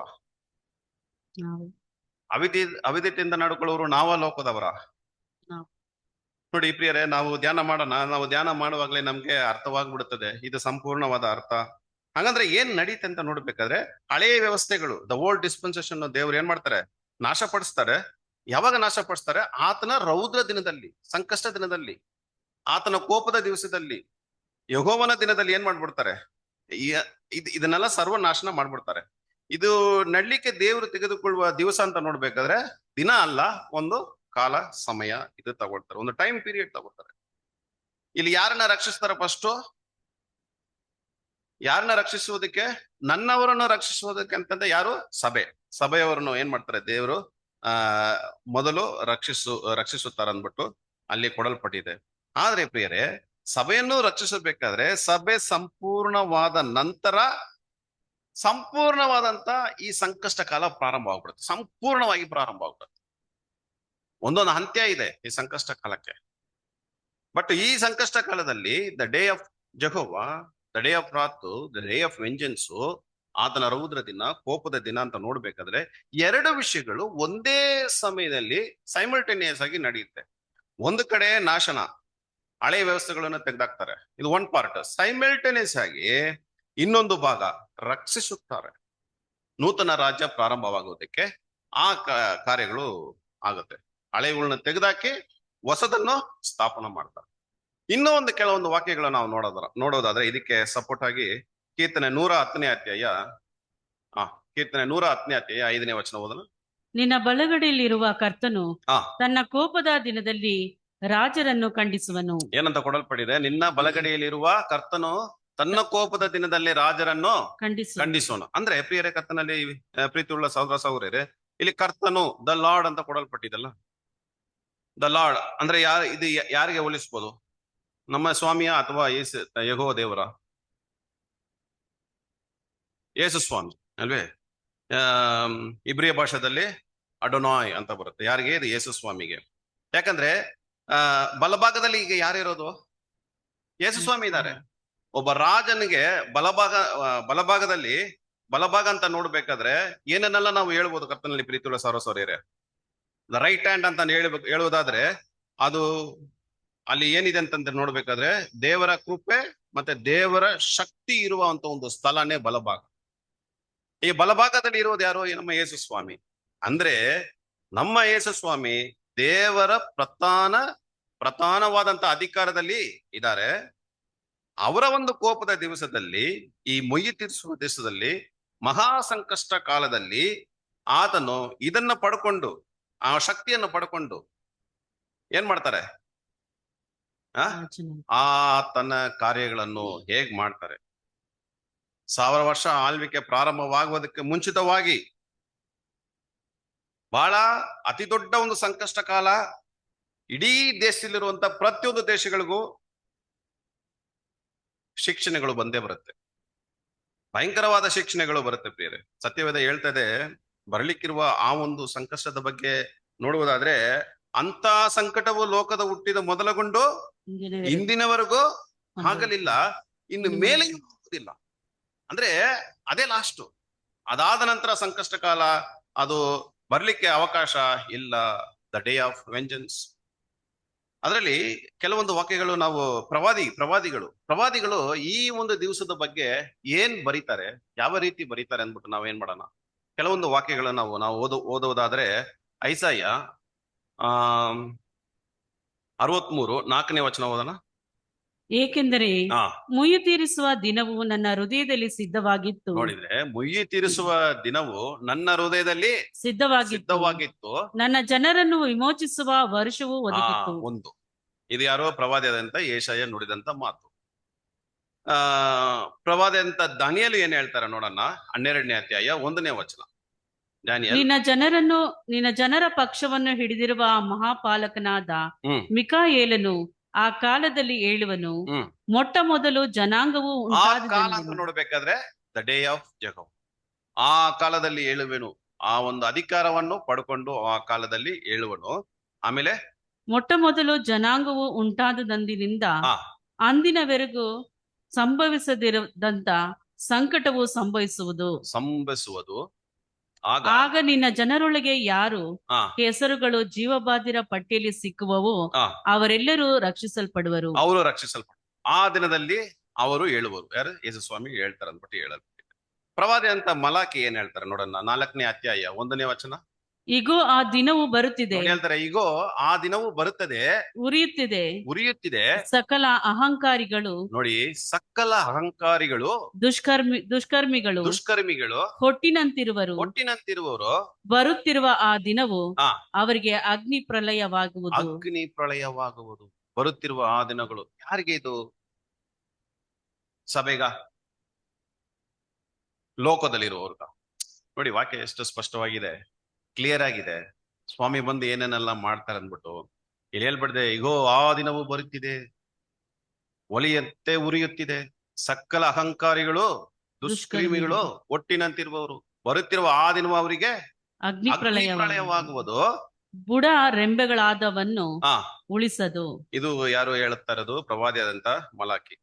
ಯಾಕೋಬ ಹೇಳ್ತಾರೆ. ನೀ ಯಾಕೋಬ 1ರಿಂದ 6 ತನಕ ಓದಿ. ಶ್ರೀಮಂತರು ಬಡವರು. ಇಲ್ಲಿ ಶ್ರೀಮಂತರು ಅವ್ರು ಎಷ್ಟೇ ಸಹಾಯ ಮಾಡಿದ್ರು ಕೂಡ ಅವರಲ್ಲಿ ದುಡ್ಡು ಮಾತ್ರ ಕಡಿಮೆ ಆಗಲ್ಲ. ಬರ್ತಾನೆ ಇರ್ತದೆ, ಬೆಳಿತಾನೆ ಇರ್ತದೆ, ಹೆಚ್ಚಾಗ್ತಾನೆ ಇರ್ತದೆ. ಆದ್ರೆ ಆತನ ದಿವಸದಲ್ಲಿ ಈಗಾಗಲೇ ಪ್ರಾರಂಭವಾಗಿದೆ. ಎಲ್ಲರ ಒಂದು ಸೆನ್ಸೆಕ್ಸ್, ನಿಫ್ಟಿನಿ ನೋಡಿ ನೀವು. ಹೊರದೇಶದಲ್ಲಿ 4X, ಇನ್ನು ಏನೇನು ಹೆಸರುಗಳು ಇದೆ. ಅವೆಲ್ಲ ಏನಂತ ಪ್ರತಿದಿನ ಅವರುಗಳ ಒಂದು ಎಲ್ಲ ಕೆಳಗೆ ಬೀಳ್ತಾನೆ ಇದೆ, ಕೆಳಗೆನೆ ಹೋಗ್ತಾ ಇದೆ. ಟ್ರಂಪ್ ಬಂದ ಮೇಲೆ ನಡೆಯುವಂತ ಒಂದೊಂದು ಕಾರ್ಯ, ನೀವು ಒಂದೊಂದು ನ್ಯೂಸ್ಗಳೆಲ್ಲ ನೀವು ಓದ್ಬೇಕಾದ್ರೆ ನಿಮ್ಗೆ ಅರ್ಥವಾಗುತ್ತೆ ಬೇರೆ. ಅಲ್ಲಿ ನೀವು ಓದುವಾಗ ಆಟೋಮೆಟಿಕ್ ನೀವು ವಚನಗಳನ್ನ ನೆನಪಿಗೆ ತಗೊಂಡ್ ಬರ್ಬೇಕು. ನೆರವೇರ್ತಾ ಇದೆ. ಬಟ್ ಯಾವ ಕಾಲದಲ್ಲಿ ಇದೀವಿ ಅಂದ್ಬಿಟ್ಟು ನಾವೇನ್ ಮಾಡ್ಬೋದು? ಅರ್ಥ ಮಾಡ್ಕೋಬಹುದು ಪ್ರಿಯರೇ. ಅಂದ್ರೆ ಈ ಶ್ರೀಮಂತರು ಅಳ್ತಾರೆ, ಮತ್ತು ಇವರು ದುಃಖ ಪಡ್ತಾರೆ. ಅವರ ಹಣಕಾಸುಗಳೆಲ್ಲ ಹೋಗ್ಬಿಡುತ್ತೆ, ನಾಶವಾಗ್ಬಿಡುತ್ತೆ. ಪ್ರವಾದಿ ಅಂತ ಆಮೋಸ್ ಏನ್ ಹೇಳ್ತಾರ ನೋಡೋಣ, ಈ ದ ಡೇ ಆಫ್ ಜೆಹೋವ ಬಗ್ಗೆ. ಆಮೋಸ್ 5ನೇ ಅಧ್ಯಾಯ 20ನೇ ವಚನ. ಯೆಹೋವನ ದಿನವು ಕತ್ತಲೆಯೇ ಸರಿ. ನಾವೇನ್ ಅನ್ಕೊಂಡ್ಬಿಟ್ಟಿದೀವಿ, ಯೆಹೋವನ ದಿನ ಆ ಪಾಪ ಇರಲ್ಲ, ಅಳು ಇರಲ್ಲ, ಗೋಳಾಟ ಇರಲ್ಲ, ಆ ಸಿಂಹ ಯಾರ ಜೊತೆಗೆ ಆಟ ಆಡುತ್ತೆ, ಮಗು ಕರಡಿ ಯಾರ ಜೊತೆಗೆ ಆಟ ಆಡುತ್ತೆ, ಮರಣ ಇರೋದಿಲ್ಲ, ದುಃಖ ಇರೋದಿಲ್ಲ, ಏನೇನೋ ನಾವು ಅನ್ಕೊಂಡ್ಬಿಡ್ತೀವಿ. ಇಲ್ಲಿ ಏನಂತ ಆಮೋಸ್ ಹೇಳ್ತಾರೆ ಪ್ರವಾದನ ವಾಕ್ಯದಲ್ಲಿ, ಯೆಹೋವನ ದಿನವೂ ಕತ್ತಲೆಯೇ ಕತ್ತಲೆಯೇ ಸರಿ, ಸರಿ, ಬೆಳಕಲ್ಲವಲ್ಲ. ಬೆಳಕಲ್ಲವಲ್ಲ. ಹೌದು, ಹೌದು, ಯಾವ ಯಾವ ಮಿಣುಕು ಇಲ್ಲದ ಆ ಗಾಢಾಂಧಕಾರವೇ. ಗಾಢಾಂತರಕಾರವಾಗಿ. ಕತ್ತಲಲ್ಲಿ ಪ್ರೀತಿಯುಳ್ಳ ಸೌರ ಸೌರಿಯರೇ, ಇದನ್ನೇ ಸ್ವಾಮಿ ಬಂದು ಹೇಳಿದ್ರು. ಏನಂತ ಹೇಳಿದ್ರು? ಮತ್ತೆಯ 24 ನಾವು ಆಗ್ಲೇ ನಾವು ಓದಿದೀವಲ್ವಾ, ಅಂತ ಸಂಕಟವು ಲೋಕದ ಹುಟ್ಟಿದ ಮೊದಲುಗೊಂಡು ಇಂದಿನವರೆಗೂ ಆಗಲಿಲ್ಲ, ಇನ್ನು ಮೇಲೂ ಆಗೋದಿಲ್ಲ. ಯಾವ ರೀತಿ ಇರುತ್ತೆ ಪ್ರಿಯರೇ, ನಾವು ಅದನ್ನ ಕಲ್ಪನೆ ಕೂಡ ಮಾಡಿ ನೋಡಕ್ಕಾಗಲ್ಲ. ಬಹಳ ಕಷ್ಟವಾಗಿರುತ್ತೆ, ಬಹಳ ಕ್ರೂರವಾಗಿರುತ್ತೆ. ಒಂದು ವೇಳೆ ಆಗಾಗ್ಲೇ ನಾವು ವಾಕ್ಯ ಓದುವಾಗ ಏನಂತಾಯ್ತು, ಆ ದಿನಗಳು ಕಡಿಮೆ ಮಾಡದಿದ್ದರೆ ಒಂದು ನರಪ್ರಾಣಿಯು ಉಳಿಯುವುದಿಲ್ಲ. ಅಂದ್ರೆ ಅರ್ಥ ಏನ್ರಿ ಪ್ರಿಯರೇ? ಇದು ಹಾಗೆ ಆಗತ್ತೆ. ಈಗ ಅದು ಒಂದು ಸ್ಯಾಂಪಲ್ ಈಗಲೇ ಅದು ಪ್ರಾರಂಭವಾಗಿದೆ. ಕತ್ತನಲ್ಲಿ ಪ್ರೀತಿಯುಳ್ಳ ಸೌರ ಸೌರ್ಯರೇ, ಅವರ 1000 ವರ್ಷ ಆ ಒಂದು ಮಹಿಮೆಯಾದ ಒಂದು ಆಳ್ವಿಕೆಯ ಪ್ರಾರಂಭ ಅದು ಕತ್ತಲೆಯಾಗಿನೇ ಕತ್ತಲೆಯ ಕಾಲವಾಗಿಯೇ ಇರ್ತದೆ. ಇಮ್ಮಿಡಿಯೇಟ್ ಬೆಳಕು ಬರೋದಿಲ್ಲ. ಆತನ 1000 ವರ್ಷದ ಮಹಿಮೆಯಾದಂತ ಆಳ್ವಿಕೆಯ ಒಂದು ಪ್ರಾರಂಭ, ಆ ಆರಂಭ ತುಂಬಾ ಕತ್ತಲೆಯ ಕಾಲವಾಗಿನೇ ಅದು ಪ್ರಾರಂಭ ಆಗಿ ಹಿಂಗೆ ಬೆಳಕು ಬರುತ್ತೆ ಪ್ರಿಯರೇ. ಇದನ್ನ ನಾವು ಆತ್ಮೀಯರಾಗಿ ಈ ವಾಕ್ಯಗಳನ್ನ ಓದಿ ತಿಳ್ಕುವಾಗ ನಮಗೆ ಅರ್ಥವಾಗುತ್ತೆ. ಹಾಗಾದ್ರೆ ಮೆಸ್ಸಿಯನ ಒಂದು ಆಳ್ವಿಕೆ ದುಷ್ಟರಿಗೆ ಭಯ ಹುಟ್ಟಿಸುವಂತ ಒಂದು ದಿವಸವಾಗಿರುತ್ತದೆ. ಹಾಗಾದ್ರೆ ದುಷ್ಟರು ಯಾರು? ಎಲ್ಲವೂ ನಾವು ಧ್ಯಾನ ಮಾಡ್ಬೇಕಂದ್ರೆ, ಯಾಕಂದ್ರೆ ಇದು ಹೇಗೆ ಸ್ವಾಮಿ ಶಿಕ್ಷಿಸುತ್ತಾರಂದ್ರೆ, ಡೈರೆಕ್ಟ್ ಅಥವಾ ಇಂಡೈರೆಕ್ಟ್ ಆಗಿ ಇಮಿಡಿಯೇಟ್ ಶಿಕ್ಷಣ ಹೋಗುತ್ತೆ ಅವ್ರಿಗೆ. ಅದು ಸ್ವಾಮಿಗೆ ಗೊತ್ತಿರುತ್ತದೆ. ಒಂದೊಂದು ಶಿಕ್ಷಣೆ ಅವ್ರಿಗೆ ಸಿಗುವಾಗ ದೇವರ ಒಂದು ಯೋಚನೆ ಹೊರಪಡುತ್ತೆ. ಇನ್ನೊಂದು ವಾಕ್ಯ ಇದಕ್ಕೆ ಸಪೋರ್ಟ್ ಆಗಿರುವಂತ ವಾಕ್ಯ ಓದನ್ನ, ದಾನಿಯೇಲ 12ನೇ ಅಧ್ಯಾಯ 1ನೇ ವಚನ ಓದನ್ನ. ನಿನ್ನ ಜನರ ಪಕ್ಷವನ್ನು ಹಿಡಿದಿರುವ ಮಹಾಪಾಲಕನಾದ ಮಿಕಾಯೇಲನು ಆ ಕಾಲದಲ್ಲಿ ಏಳುವನು. ಮೊಟ್ಟ ಮೊದಲು ಜನಾಂಗವು ಉಂಟಾದಂದಿನಿಂದ ಆ ಕಾಲದಲ್ಲಿ ಹೇಳುವನು ಅಂತ ಅಂದ್ಬಿಟ್ಟಿದ್ರೆ, ಅಟ್ ದಟ್ ಟೈಮ್ ಅಂದ್ರೆ the time of the end. At that time ಅವರು ಚೆನ್ನಾಗಿ ಬರ್ದಿದ್ದಾರೆ. ಅದು ದೊಡ್ಡ ಸಂಕಷ್ಟ ಮತ್ತೆ ಗೊಂದಲಮಯವಾಗಿರುವಂತ ಒಂದು ಕಾಲವಾಗಿರುತ್ತದೆ, ಗಲಿಬಿಳಿಯಾಗಿರುವಂತ ಒಂದು ಕಾಲವಾಗಿರುತ್ತದೆ. ಅವಾಗ ಯಾರು ಬಂದು ನಿಂತಿರ್ತಾರೆ? ಮಿಕಾಯೇಲ್ ಯಾರು? ನಮ್ಮ ರಕ್ಷಕರಾಗಿರುವಂತ ಯೇಸು ಸ್ವಾಮಿ ಹೆಂಗ್ ಬರ್ತಾರೆ? ಸಂಪೂರ್ಣ ಅಧಿಕಾರದೊಂದಿಗೆ ಬಂದು ಇಲ್ಲಿ ಆಳ್ವಿಕೆಯನ್ನು ಪ್ರಾರಂಭಿಸಿದ್ದಾರೆ. ಸಂಪೂರ್ಣ ಅಧಿಕಾರವನ್ನು ತೆಗೆದುಕೊಂಡು ಬಲಭಾಗದಿಂದ ದೇವರ ಕಡೆಯಿಂದ ಕೃಪೆ ಮತ್ತೆ ಅಧಿಕಾರ ಶಕ್ತಿಯನ್ನು ತಗೊಂಡು ಬಂದು ಆಳ್ವಿಕೆಯನ್ನು ಪ್ರಾರಂಭಿಸಿದ್ದಾರೆ. ಹಂಗಾದ್ರೆ ಪ್ರಾರಂಭಿಸಿದ್ದಾರೆ ಅಂದ್ರೆ ಏನ್ ಅರ್ಥ ನಾವು ತಿಳ್ಕೊಬೋದಂದ್ರೆ, ಲೋಕದ ವಿಷಯಗಳನ್ನು ಏನ್ ಮಾಡ್ತಾರೆ? ನಿರ್ವಹಿಸುವುದಕ್ಕೆ ಪ್ರಾರಂಭ ಮಾಡ್ತಾರೆ, ದುಷ್ಟತನವನ್ನು ಅಡಗಿಸುತ್ತಾರೆ. ನಂತರನೇ ದೇವರ ರಾಜ್ಯ ಪ್ರಾರಂಭ ಮಾಡ್ತಾರೆ. ದೇವರ ರಾಜ್ಯ ಪ್ರಾರಂಭ ಮಾಡ್ತಾರೆ ಅಂದ್ರೆ ಅದಕ್ಕೆ ಒಂದು ಸ್ಪಷ್ಟವಾದ ವಿವರಣೆ ಕೊನೆಗೆ ನಾವು ನೋಡೋಣ. ಬಟ್ ಯಾರಿಗಾಗ ಬಂದು ನಿಂತ್ಕೋತಾರೆ ಫಸ್ಟ್ ಅದನ್ನ ತಿಳ್ಕೊಬೇಕು. ಇಬ್ರು ವಿಷಯದಲ್ಲಿ ಬರುತ್ತೆ ಯಾರಿಗಾಗಿ ಬಂದು ನಿಂತ್ಕೋತಾರಂತ. ಒಂದು ಇಸ್ರಾಯೇಲ್ಗೆ ಸಪೋರ್ಟ್, ಎರಡನೇದು ಸಭೆಗೆ. ಇದು ಎರಡು ಮನಸ್ಸಿನಲ್ಲಿ ಇಟ್ಕೊಳ್ಳೋದು. ಮಿಕಾಯೇಲ್ ಯಾರು ಸಪೋರ್ಟ್ ಆಗಿ ಫಸ್ಟ್ ಬಂದು ನಿಂತ್ಕೋತಾರಂತೆ, ಮಿಕ್ಕಿರುವ ವ್ಯವಸ್ಥೆಗಳನ್ನು ಮಾಡ್ತಾರೆ, ಕಾರ್ಯಗಳನ್ನು ನಿರ್ವಹಿಸುತ್ತಾರೆ, ಎಲ್ಲವನ್ನೂ ನಾಶ ಮಾಡ್ತಾರೆ. ಕೆಳಗಿರೋದು ಮೇಲೆ ಹಾಕ್ತಾರೆ, ಮೇಲಿರೋದು ಕೆಳಗೆ ಹಾಕ್ತಾರೆ.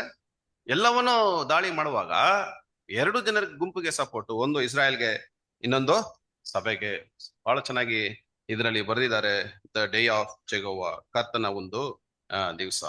ಬೇರೆ ಈ ಕರ್ತನ ದಿವಸ ಎಂಬುದು ಏನಂತ ನಾ ಅರ್ಥ ಮಾಡ್ಕೋಬೇಕಂದ್ರೆ, ದೇವರ ರಾಜ್ಯ ಯೇಸು ಕ್ರಿಸ್ತನ ಕೆಳಗೆ ಈ ಭೂಮಿಯಲ್ಲಿ ನಿಧಾನವಾಗಿನೇ ಅದು ಸ್ಥಾಪಿಸಲ್ಪಡುತ್ತೆ. ಇಮ್ಮಿಡಿಯೇಟ್ ದೇವರ ರಾಜ್ಯ ಪ್ರಾರಂಭವಾಗುವುದಿಲ್ಲ. ಇಮ್ಮಿಡಿಯೇಟ್ ತಕ್ಷಣ ಸಂತೋಷ ಸಮಾಧಾನ ಅಲ್ಲ.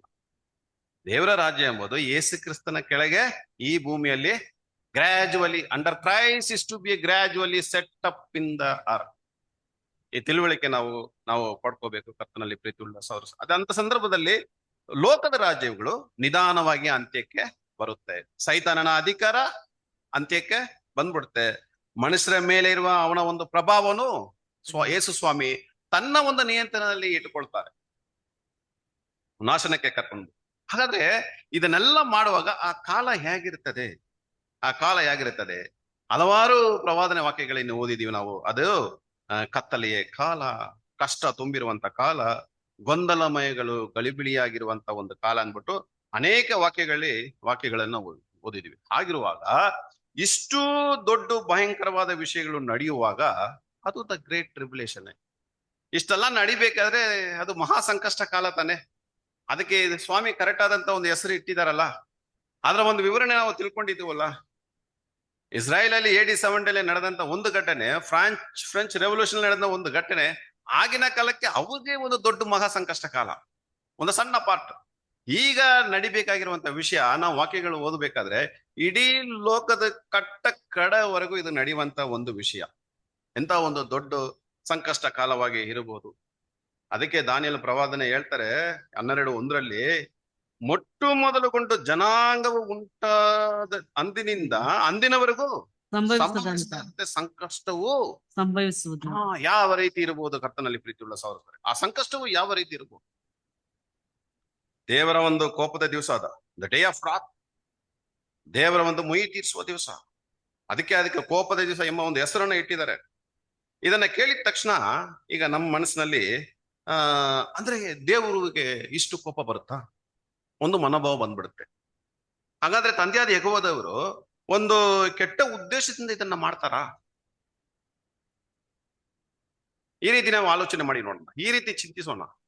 ಹಂಗಾದ್ರೆ ದೇವ್ರಿಗೆ ಇಷ್ಟು ಕೋಪ ಬರುತ್ತಾ? ದೇವ್ರು ಇಷ್ಟು ಕೋಪದಿಂದಾನೇ ಇಷ್ಟೆಲ್ಲ ವ್ಯವಸ್ಥೆಗಳು ಮಾಡ್ತಾರಾ? ಇಷ್ಟು ಕೋಪದಿಂದ ಸ್ವಾಮಿ ಆ ಒಂದು ಅಧಿಕಾರನ ಪಡ್ಕೊಂಡು ಎಲ್ಲವನ್ನು ಸರ್ವನ್ನ ನಾಶನ ಮಾಡಿ ಕೆಳಗಿರೋದು ಮೇಲಿರೋದು ಕೆಳಗೆ ಮಾಡ್ತಾರ? ಒಂದು ವೇಳೆ ಈ ರೀತಿ ನಾವು ತಿಳ್ಕೊಂಡ್ರೆ ಪ್ರಿಯರೇ, ಅದು ನಮ್ ತಪ್ಪು. ಯಾಕಂದ್ರೆ ನಮ್ಮ ತಂದೆಯ ದೇವರು ಅಂತವರು ಅಲ್ಲ. ಹಾಗಾದ್ರೆ ಈ ವಚನಗಳಿಗೆ ಸ್ಪಷ್ಟವಾದಂತ ಒಂದು ವಿವರಣೆ ಅಂತ ನೋಡುವುದಾದ್ರೆ, ದೇವರು ಕೆಲವೊಂದು ಆಜ್ಞೆಗಳನ್ನು ಇಟ್ಟಿದ್ದಾರೆ. ದೇವರು ಕೆಲವೊಂದು ಆಜ್ಞೆಗಳನ್ನು ಈ ಲೋಕಕ್ಕೆ ಕೊಟ್ಟಿದ್ದಾರೆ. ಆ ಆಜ್ಞೆಗಳಿಗೆ ವಿರುದ್ಧವಾಗಿ ನಡೆಯುವಾಗ ನೋಡಿ, ನಾವು ಸತ್ಯವೇದ ವಿದ್ಯಾರ್ಥಿಗಳು, ಲೋಕದಲ್ಲಿ ಇರೋರಿಗೆ ಸತ್ಯ ಗೊತ್ತಿಲ್ಲ. ಆದ್ರೆ ಮನಸ್ಸಾಕ್ಷಿ ಅಂತ ಒಂದು ಇದೆ ಅಲ್ಲ, ಮನಸ್ಸಾಕ್ಷಿಗೆ ತಕ್ಕ ಹಾಗೆ ಅವ್ರು ನಡ್ಕೋಬೇಕು. ಆ ಮನಸ್ಸಾಕ್ಷಿಯನ್ನು ಮೀರಿ ನಡೆಯುವಾಗ ಅವರ ಒಂದು ಕ್ರಿಯೆಗಳಿಗೆ ತಕ್ಕ ಫಲ ದೇವರು ಕೊಟ್ಟೇ ಕೊಡ್ತಾರೆ. ನಮ್ಮ ದೇವರು ನೀತಿ ಉಳ್ಳವರು, ಅವ್ರಿಗೆ 1000 ವರ್ಷ ಆಳ್ವಿಕೆ ಇದೆ, ಅವ್ರಿಗೆ ಸತ್ಯ ಅವಾಗ ತಿಳಿಸ್ತಾರೆ. ಆದ್ರೆ ಪ್ರತಿಯೊಬ್ರು ಮಾಡಿದ ಕೃತ್ಯಗಳಿಗೆ ಈ ಒಂದು ರೌದ್ರ ದಿನದಲ್ಲಿ ಅವರವರ ಒಂದು ಫಲ ಸಿಗುತ್ತೆ, ಅವರು ಅನುಭವಿಸ್ತಾರೆ. ಇದೇ ದೇವರ ಕೋಪ ಅಂತ ಹೇಳಲ್ಪಡುತ್ತೆ ಹೊರತು ದೇವರು ಕೋಪ ಉಳ್ಳ ದೇವರಾಗಿದ್ದಾರೆ, ರೌದ್ರ ಅಷ್ಟು ಕೋಪ ಉಳ್ಳ ದೇವ್ರ ಅಲ್ಲ. ಅದು ಆಜ್ಞೆ ಕೊಟ್ಟಿದ್ದಾರೆ, ಅದು ಆಜ್ಞೆಗೆ ಮೀರಿದ್ರು ಅದರ ಒಂದು ಪ್ರತಿಫಲವನ್ನು ಅವರು ಅನುಭವಿಸ್ತಾರೆ. ಅದೇ ಸತ್ಯವೇದದಲ್ಲಿ the day of Jehovah, the day of wrath, the day of vengeance, the great tribulation. ದೇವರು ಕೋಪ ಭರಿತವರಲ್ಲ. ಆಟೋಮ್ಯಾಟಿಕ್ ಆಗಿ ಅದಕ್ಕೆ ವಿರುದ್ಧವಾಗಿ ನಡ್ಕೊಳ್ಳುವಾಗ ಅದು ಕೋಪವಾಗಿ ಮಾರ್ಪಡುತ್ತೆ. ಪ್ರತಿಫಲ ಹೊಂದುತ್ತಾರಲ್ಲ, ಹೊಂದುವಾಗ ಆಟೋಮ್ಯಾಟಿಕ್ ಮನುಷ್ಯ ಹೇಳ್ತಾನೆ ಇದು ದೇವರ ಕೋಪ ಅಂತ ಹೇಳ್ತಾನೆ. ಇದನ್ನ ಒಂದು ಸ್ಪಷ್ಟವಾದ ಒಂದು ವಿವರಣೆ ತಿಳ್ಕೋಬೇಕು ಪ್ರಿಯರೇ. ಹಾಗಾದ್ರೆ ಮನುಷ್ಯರುಗಳ ಒಂದು ಪರಿಸ್ಥಿತಿ ಏನಾಗಿರುತ್ತೆ ಅಂತ ನೋಡ್ಬೇಕಾದ್ರೆ, ಈಗ ಜಸ್ಟ್ ಇಮ್ಯಾಜಿನ್ ಮಾಡಿ, ಹಲವಾರು ಜನಗಳು ದೇವರ ಆಲೋಚನೆಯನ್ನು ಸ್ವೀಕರಿಸುವುದಿಲ್ಲ, ದೇವರ ಆಲೋಚನೆಗಳನ್ನು ಒಪ್ಪಿಕೊಳ್ಳುವುದಿಲ್ಲ, ಅದನ್ನು ತೆಗೆದುಕೊಳ್ಳುವುದಿಲ್ಲ. ಅದಕ್ಕೆ ದೇವ್ರು ಏನ್ ಮಾಡ್ಬಿಟ್ರು? ಅವರವರ ಇಷ್ಟದಂತೆ, ಅವರವರ ಒಂದು ಇಚ್ಛೆ ಇದ್ದಂತೆ ಜೀವಿಸುವುದಕ್ಕೆ ಏನ್ ಮಾಡ್ಬಿಟ್ರು? ಅವ್ರಿಗೆ ಅವಕಾಶ ಕೊಟ್ಬಿಟ್ರು. ಇದು ನಮಗೂ ಸರಿ, ಲೋಕದಲ್ಲಿರೋರ್ಗೂ ಸರಿ. ನೋಡಿ, ವಾಕ್ಯ ನಾವು ಓದೋದಾದ್ರೆ ರೋಮ 1ನೇ ಅಧ್ಯಾಯ 28ನೇ ವಚನ ಓದಿ. ಇದಲ್ಲದೆ ದೇವರ ಜ್ಞಾನವು ಅವರಿಗೆ ಇಷ್ಟವಿಲ್ಲದ್ದರಿಂದ, ನೋಡಿದ್ರ, ದೇವರ ಜ್ಞಾನವು ಅವರಿಗೆ ಇಷ್ಟವಿಲ್ಲದರಿಂದ ಅಲ್ಲದ ಕೃತ್ಯಗಳನ್ನು ನಡೆಸುವರಾಗುವಂತೆ ದೇವರು ಅವರನ್ನು ಅನಿಷ್ಟ ಭಾವಕ್ಕೆ ಒಪ್ಪಿಸಿಕೊಟ್ಟುಬಿಟ್ರು, ಬಿಟ್ಟುಬಿಟ್ರು. ನಾವು ಮಾಡೋದು ತಪ್ಪ ಕರೆಕ್ಟಾ, ನಾನು ಮಾತಾಡೋದು ಕರೆಕ್ಟಾ ತಪ್ಪ, ನನ್ನ ಹೃದಯಕ್ಕೆ ಗೊತ್ತು, ನನ್ನ ಮನಸ್ಸಾಕ್ಷಿಗೆ ಗೊತ್ತು. ನಾವಾಗಿರ್ಲಿ, ಲೋಕದಲ್ಲಿರ್ಲಿ, ಆಟೋಮೆಟಿಕ್ ಆ ನ್ಯಾಯ ತೀರ್ಪಿಗೆ ಹೋಗ್ಬಿಡ್ತಾರೆ. ಅವ್ರವ್ರು ಮಾಡಿದ ಕೃತ್ಯಕ್ಕೆ ತಕ್ಕ ಫಲವನ್ನು ಅವರು ಹೊಂದ್ಕೊಬಿಡ್ತಾರೆ. ಆಗಿರೋದ್ರಿಂದ ಮತ್ತೆ ಈಗ ನಾವು ತಿರ್ಗಾ ಬರಬೇಕಾಗಿರುತ್ತೆ. 24, 21 ಹೇಳ್ತಾರೆ, ಅಂತ ಸಂಕಟವು ಲೋಕದ ಹುಟ್ಟಿದ ಮೊದಲುಗೊಂಡು. ಅಂದ್ರೆ ಪ್ರಿಯರೇ, ಆ ಸಂಕಷ್ಟ ಹೇಗಿರ್ತದೆ ಅಂತ ನೋಡ್ಬೇಕಾದ್ರೆ ಇದು ಆತನ ದಿವಸದಲ್ಲಿ ನಡೆಯುತ್ತದೆ. ಅಂದ್ರೆ ಈ ಸುವಾರ್ಥ ಯುಗದ ಕಾಲ ಇದಲ್ಲ, ಈ ಸುವಾರ್ಥ ಯುಗ ಕಾಲ. ಇದನ್ನ ನಾವ್ ಏನಂತ ಹೇಳ್ತೀವಿ ಅಂದ್ರೆ, ಈ ಸುವಾರ್ಥ ಯುಗ ಅಂದ್ರೆ ಸುಗ್ಗಿ ಕಾಲದ ಒಂದು ಅಂತ್ಯ ಸಮಯವನ್ನು ಸೂಚಿಸ್ತದೆ ಸುವಾರ್ಥ ಯುಗ ಅಂದ್ರೆ ಒಂದು. ಎರಡನೇದು, ಈ ಲೋಕದಲ್ಲಿ ಸಭೆ ಮಧ್ಯದಲ್ಲಿ ಎಲ್ಲರಿಗೂ ಇದು ಉದವಾದಂತ ಒಂದು ಪಾಯಿಂಟ್. ಮನುಷ್ಯರಲ್ಲಿ ಏನ್ ಹೆಚ್ಚಾಗಿ ಇದೆ ಅಂತ ನೋಡ್ಬೇಕಾದ್ರೆ ಪ್ರತಿಯೊಬ್ಬರಲ್ಲಿ ಸ್ವಾರ್ಥತೆ. ಯಾವಾಗ ನೋಡ್ಬೋದು ಸ್ವಾರ್ಥತೆಯನ್ನು ನೋಡುವುದಾದ್ರೆ, ಅವ್ರಿಗಾದಂತ ಸಮಸ್ಯೆ ಬಂದಾಗ ಸ್ವಾರ್ಥತೆ ಹೊರಗೆ ಬಂದ್ಬಿಡುತ್ತೆ. ನಮಗೂ ಅಷ್ಟೇ, ಲೋಕದಲ್ಲಿ ಇರುವ ಅಷ್ಟೇ. ಕೆಲವೊಂದು ಸಂದರ್ಭದಲ್ಲಿ ನಮ್ಮ ಒಂದು ಗುಣಲಕ್ಷಣವನ್ನು ನಾವು ತೋರಿಸ್ಬಿಡ್ತೀವಿ, ಹಠ ಹಿಡಿತೀವಿ, ಇದನ್ನ ಅದು ಸ್ವಾರ್ಥತೆನೆ. ಯಾವಾಗ ಸ್ವಾರ್ಥತೆ ಬರುತ್ತೆ, ಯಾವಾಗಲೂ ಬರೋದಿಲ್ಲ, but one part of time ನಮ್ಮನ್ನ ಮಿತಿ ಮೀರಿ ಹೋಗುವಾಗ ಆ ಸ್ವಾರ್ಥತೆ ಬಂದ್ಬಿಡುತ್ತೆ. ಅಂದ್ರೆ ಸತ್ಯವೇದದಲ್ಲಿ ಇರುವ ನಾವು ಅದನ್ನ ಎಷ್ಟು ಅಡಗಿಸಿ ಅದನ್ನ ಏನ್ ಮಾಡ್ತೀವಿ, ಒಂದು ಬಂಧನದಲ್ಲಿ ಅದನ್ನ ಇಟ್ಕೋತೀವಿ. ಆದ್ರೆ ಲೋಕದಲ್ಲಿರುವವರು ಸಂಪೂರ್ಣವಾಗಿ ಇದನ್ನೇ ಫಸ್ಟ್ ಇಡ್ತಾರೆ, ಯಾವುದು? ಸ್ವಾರ್ಥತೆ.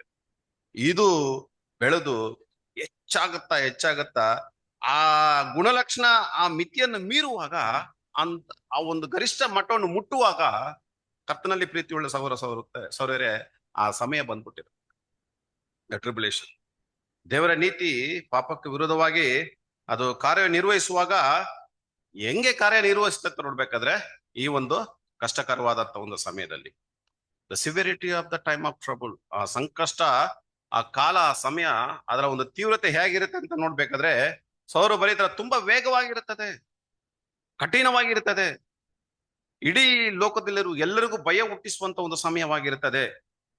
ಅಂತ ಸಮಯದಲ್ಲಿ ಆ ಒಂದು ಸೋಷಿಯಲಿಸಂ, ಸಾಮಾಜಿಕ ವ್ಯವಸ್ಥೆಗಳು ಕರಗುತ್ತವೆ, ವಾಕ್ಯ ಇದೆ. ಆಮೇಲೆ ರಿಲಿಜಿಯನ್ಸ್, ಧಾರ್ಮಿಕ ಸಂಸ್ಥೆಗಳು ಅದು ಕರಗಿ ಹೋಗ್ಬಿಡುತ್ತವೆ, ಚದರಿ ಹೋಗ್ಬಿಡುತ್ತವೆ. ಈ ರೀತಿ ಇರ್ಬೇಕಾದ್ರೆ ಈ ಸಂಕಷ್ಟ ಕಾಲ ಎಲ್ಲಿ ಗಂಟ ಇರುತ್ತೆ ಅಂತ ನೋಡ್ಬೇಕಾದ್ರೆ ವಾಕ್ಯ ಇಲ್ಲಿದೆ, ಇನ್ನು ಮೇಲೆ ಅದು ಆಗೋದಿಲ್ಲ. At one time period.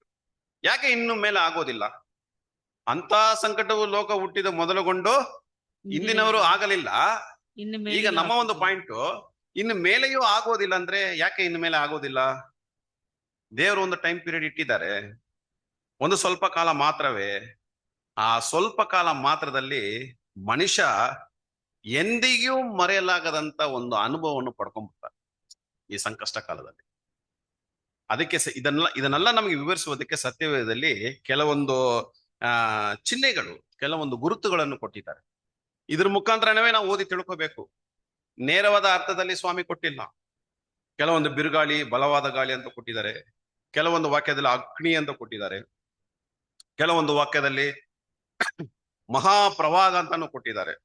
ಈ ಒಂದು ಚಿಹ್ನೆಗಳ ಒಂದು ವಿವರವನ್ನು ನಾವು ತಿಳ್ಕೊಳ್ಳೋಣ. ಕರ್ತನಲ್ಲಿ ಪ್ರೀತಿಯುಳ್ಳ ಸಹೋದರರೇ, ಓದನ ಪ್ರಕಟಣೆ 16ನೇ ಅಧ್ಯಾಯ 14ನೇ ವಚನ ಓದಿ. ಇವು ಮಹತ್ ಕಾರ್ಯಗಳನ್ನು ಮಾಡುವ ದೆವ್ವಗಳು. ನೋಡ, ಈಗಾಗ್ಲೇ ನಾನು ಏನಂತ ಹೇಳಿದಂದ್ರೆ, ಇದನ್ನ ಮಾಡ್ತಾ ಇರೋದು ಯಾರು? ದೆವ್ವಗಳು. ಇದಕ್ ಮುಂಚೆ ನಾವು ವಾಕ್ಯಗಳನ್ನ ಓದಿದ್ವಿ. ಇದನ್ನ ಮಾಡ್ತಾ ಇರೋದು ಯಾರಂತ ನೋಡ್ಬೇಕಾದ್ರೆ ಯೇಸು ಸ್ವಾಮಿ ಅಲ್ವೇ? ಇಲ್ಲಿವರೆಗೂ ನಾವೇನಂತ ತಿಳ್ಕೊಂಡಿದ್ವಿ, ಇದೆಲ್ಲ ಮಾಡ್ತಾ ಇರೋದು ಯಾರು? ಆ ಒಂದು ಅಧಿಕಾರವನ್ನು ಪಡ್ಕೊಂಡು ಬಲಭಾಗದಲ್ಲಿ ಯೇಸು ಸ್ವಾಮಿ ಬಂದು ಕಾರ್ಯನಿರ್ವಹಿಸ್ತಾರೆ ಅಂದ್ಬಿಟ್ಟು ನಾವು ಓದಿದ್ದೀವಿ. ಆದ್ರೆ ಇಲ್ಲಿ ನಾವು ನೋಡುವಾಗ ಏನಂತ ಮಾಡಿದೀವಿ, ಏನಂತ ನೋಡ್ತಾ ಇದೀವಿ? ಇವು ಮಹತ್ ಕಾರ್ಯಗಳನ್ನು ಮಾಡುವ ದೆವ್ವಗಳು ಭೂಲೋಕದಲ್ಲೆಲ್ಲಿಯೂ ಇರುವ ರಾಜರ ಬಳಿಗೆ ಹೋಗಿ ಸರ್ವಶಕ್ತನಾದ ದೇವರ ಮಹಾದಿನದಲ್ಲಾಗುವ ಯುದ್ಧಕ್ಕೆ ಅವರನ್ನು ಕೂಡಿಸುವ. ಬಿಡ್ತಾನ ಸೈತಾನು? ಸ್ವಾಮಿ ಬಂದು ಈ ಸಮಸ್ತವನ್ನು ಸರಿಪಡಿಸುವುದಕ್ಕೆ ಬರುವಾಗ ಸೈತಾನು ಬಿಡ್ತಾನ? ಅವನ ಈ ಯುದ್ಧದಲ್ಲಿ ಬಂದು ಸೇರ್ಕೊಂಡ್ಬಿಡ್ತಾನೆ. ಅವನ ಯುದ್ಧದಲ್ಲಿ ಸೈತಾನನ ಲೋಕ ಇದು, ಅಂಧಕಾರ ಲೋಕದ ಅಧಿಪತಿ. ಇದು ಬಂದು ಮಾಡುವಾಗ ಅವನು ಸುಮ್ಮನೆ ಇರ್ತಾನ? ಕೆಲವೊಂದು ವಾಕ್ಯ ಓದನ, ಅದೇ ಪ್ರಕಟಣೆ 16ನೇ ಅಧ್ಯಾಯದಲ್ಲಿ 4ನೇ ವಚನ ಓದಿ. ಪ್ರಕಟಣೆ 3ನೇಯವನು ತನ್ನ ಪಾತ್ರೆಯಲ್ಲಿದ್ದದ್ದನ್ನು ನದಿಗಳ ಮೇಲೆಯೂ ನೀರಿನ ಬುಗ್ಗೆಗಳ ಮೇಲೆಯೂ ಒಯ್ದನು. ಅವುಗಳ ನೀರು ರಕ್ತವಾಯಿತು. ಆಮೇಲೆ ಜಲಾಧಿಪತಿಯಾದ ದೂತನು, ಸದಾ ಇರುವಾತನೇ, ಪರಿಶುದ್ಧನೇ, ನೀನು ಹೀಗೆ ತೀರ್ಪು ಮಾಡಿದ್ದರಲ್ಲಿ ನೀತಿ ಸ್ವರೂಪನಾಗಿದ್ದಿ. ಸದಾ ಇರುವಾತನೇ, ಪರಿಶುದ್ಧನೇ, ನೀನು ಹೀಗೆ ತೀರ್ಪು ಮಾಡಿದ್ದರಲ್ಲಿ ನೀತಿ ಸ್ವರೂಪನಾಗಿದ್ದಿ. ಅವರು ದೇವಜನರ ಮತ್ತು ಪ್ರವಾದಿಗಳ ರಕ್ತವನ್ನು ಸುರಿಸಿದರು.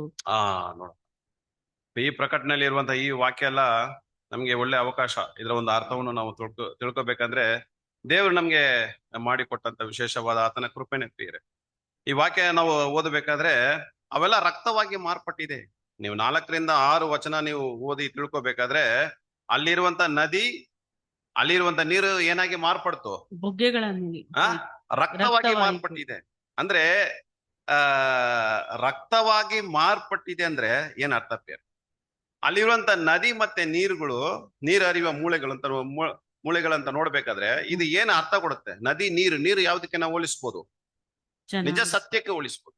ಇದು ರಕ್ತವಾಗಿ ಮಾರ್ಪಟ್ಟಿದೆ ಅಂದ್ರೆ ಅರ್ಥ ಏನ್ರಿ ಪ್ರಿಯರೇ?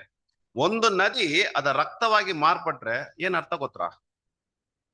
ಸಾಮಾನ್ಯವಾಗಿರುವಂತ ಒಂದು ಕೆರೆಯಲ್ಲಿ ಹೋಗಿ ನೋಡಿ, ಅಲ್ಲಿರುವಂತ ನೀರು ಅದು ರಕ್ತವಾಗಿ ಮಾರ್ಪಟ್ರೆ ಏನ್ ಅರ್ಥ? ಅಶುದ್ಧವಾಗಿರುತ್ತೆ, ಅದು ಮರಣವನ್ನು ಸೂಚಿಸುತ್ತದೆ. ಇದರ ಉದಾಹರಣೆ ನಾವು ಎಲ್ಲಿ ನೋಡ್ಬೋದು? ಐಗುಪ್ತ ದೇಶದಲ್ಲಿ 10 ಬಾಧೆಗಳು ಬರುವಾಗ ಅದರಲ್ಲಿ ಒಂದು ಬಾಧೆ ಯಾವುದು? ಮೋಶೆ ಏನ್ ಮಾಡ್ತಾರೆ? ನೀರನ್ನ ರಕ್ತವಾಗಿ ಮಾರ್ಪಟ್ಟು, ರಕ್ತವಾಗಿ ಮಾರಿದ ತಕ್ಷಣ ಈಗ ಜನಗಳು ಏನ್ ಮಾಡ್ಬೇಕು? ಕುಡ್ಲಿಕ್ಕೆ ನೀರಿಗೆ ಎಲ್ಲಿ ಹೋದ್ರು? ಅವ್ರು ತುಂಬಾ ದೂರ ಹೋಗಿ ಅಲ್ಲಲ್ಲಿ ಬಾವಿಗಳನ್ನು ತೋಡಿ ಒಂದು ಒಳ್ಳೆ ನೀರು ಸಿಗುತ್ತೆ ಅಂದ್ಬಿಟ್ಟು ಏನ್ ಮಾಡ್ಬೋದು? ಪ್ರಯತ್ನ ಪಟ್ರು. ಸಹೋದರ ಬರೆದಿದ್ದಾರೆ. ಅದೇ ರೀತಿ ನಾವು ಕ್ರೈಸ್ತ ಧರ್ಮದಲ್ಲಿ ಇದ್ದಾಗ ನಮ್ಗೆ ಈ ಸತ್ಯ, ಈ ಗೊಂದಲಮಯವಾದಂತ ಸತ್ಯ ಇತ್ತು. ನಮ್ಗೆ ಹೊಸ ಒಂದು ನಿಜ ಸತ್ಯ ಸಿಕ್ಕಿಲ್ಲ. ದೇವ್ರು ನಮ್ಮನ್ನ ಅಲ್ಲಿಂದ ಕರ್ಕೊಂಡು ಬಂದ್ರು, ಒಂದು ಒಳ್ಳೆ ನೀರನ್ನ ನಮ್ಗೆ ಕೊಟ್ಬಿಟ್ರು. ಈಗ ಆ ಒಳ್ಳೆ ನೀರನ್ನ ನಾವು ಏನ್ ಮಾಡ್ತಾ ಇದೀವಿ ಅಂದ್ರೆ ದಿನ ನಾವು ಏನ್ ಮಾಡ್ತಾ ಇದೀವಿ? ಕುಡಿತಾ ಇದೀವಿ. ನಮ್ಗೆ ಜೀವ ಸಿಗ್ತದೆ, ಶುದ್ಧೀಕರಣ ಮಾಡುತ್ತೆ ನಮ್ಮನ್ನು. ನೋಡಿ ಪ್ರಿಯರೇ, ಈ ವಾಕ್ಯ ನೋಡ್ಬೇಕಾದ್ರೆ ಅವ್ರು ಏನ್ ಮಾಡ್ಬಿಟ್ರು? ಯಾರೆಲ್ಲ ಕೊಂದಾಕ್ಬಿಟ್ರು? ಪರಿಶುದ್ಧ ಭಕ್ತರು, ಪ್ರವಾದಿಗಳು ಎಲ್ಲರನ್ನ ಸರ್ವನಾಶನ ಮಾಡ್ಬಿಟ್ರು. ಈಗ ಅವ್ರು ಮಾಡಿದ ಕೃತ್ಯಗಳಿಗೆ ತೀರ್ಪು ಕೊಡ್ಬೇಕಲ್ಲ. The day of the Jehovah, the day of vengeance, the day of wrath, ಇವೆಲ್ಲ ಒಂದೇ ಅರ್ಥನೇ. ಆತನ ದಿವಸದಲ್ಲಿ ನಡೆಯುತ್ತೆ. ಅವರು ಮಾಡಿದ ಪ್ರತಿಯೊಂದು ಕೆಲಸಗಳಿಗೆ ಆದಂತ ಒಂದು ಪರಿಣಾಮವನ್ನು ಅವರು ಅನುಭವಿಸ್ತಾರೆ. ಅದಕ್ಕಾದಂತ ಒಂದು ದಂಡನೆಗಳನ್ನು ಬರುತ್ತೆ ಪ್ರಿಯರೇ. ಇನ್ನೊಂದು ಪ್ರವಾದನ ವಾಕ್ಯ ನಾವು ಓದೋಣ. ಲೂಕನ ಬರೆದ ಸುವಾರ್ತೆ 21:25. ಇದಲ್ಲದೆ ಸೂರ್ಯ, ಚಂದ್ರ, ನಕ್ಷತ್ರಗಳಲ್ಲಿ ಸೂಚನೆಗಳು ತೋರುವವು.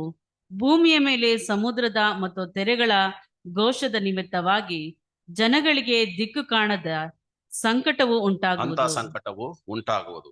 ಈ ಗುರುತುಗಳು ಯಾವಾಗ ಸಂಭವಿಸುತ್ತದೆ ಅಂತ ನೋಡೋದಾದ್ರೆ ಯಾವಾಗ ಸಂಭವಿಸಬಹುದು ಅಂದ್ರೆ, ಸಹೋದರ ಬರೆದಿದ್ದಾರೆ, ಸುವಾರ್ತ ಯುಗದ ಅಂತ್ಯದಲ್ಲಿ ಇದರಲ್ಲಿ ಇರುವಂತಹ ಎಲ್ಲಾ ಗುರುತುಗಳು ಸಂಭವಿಸುತ್ತದೆ. ಅಂದ್ರೆ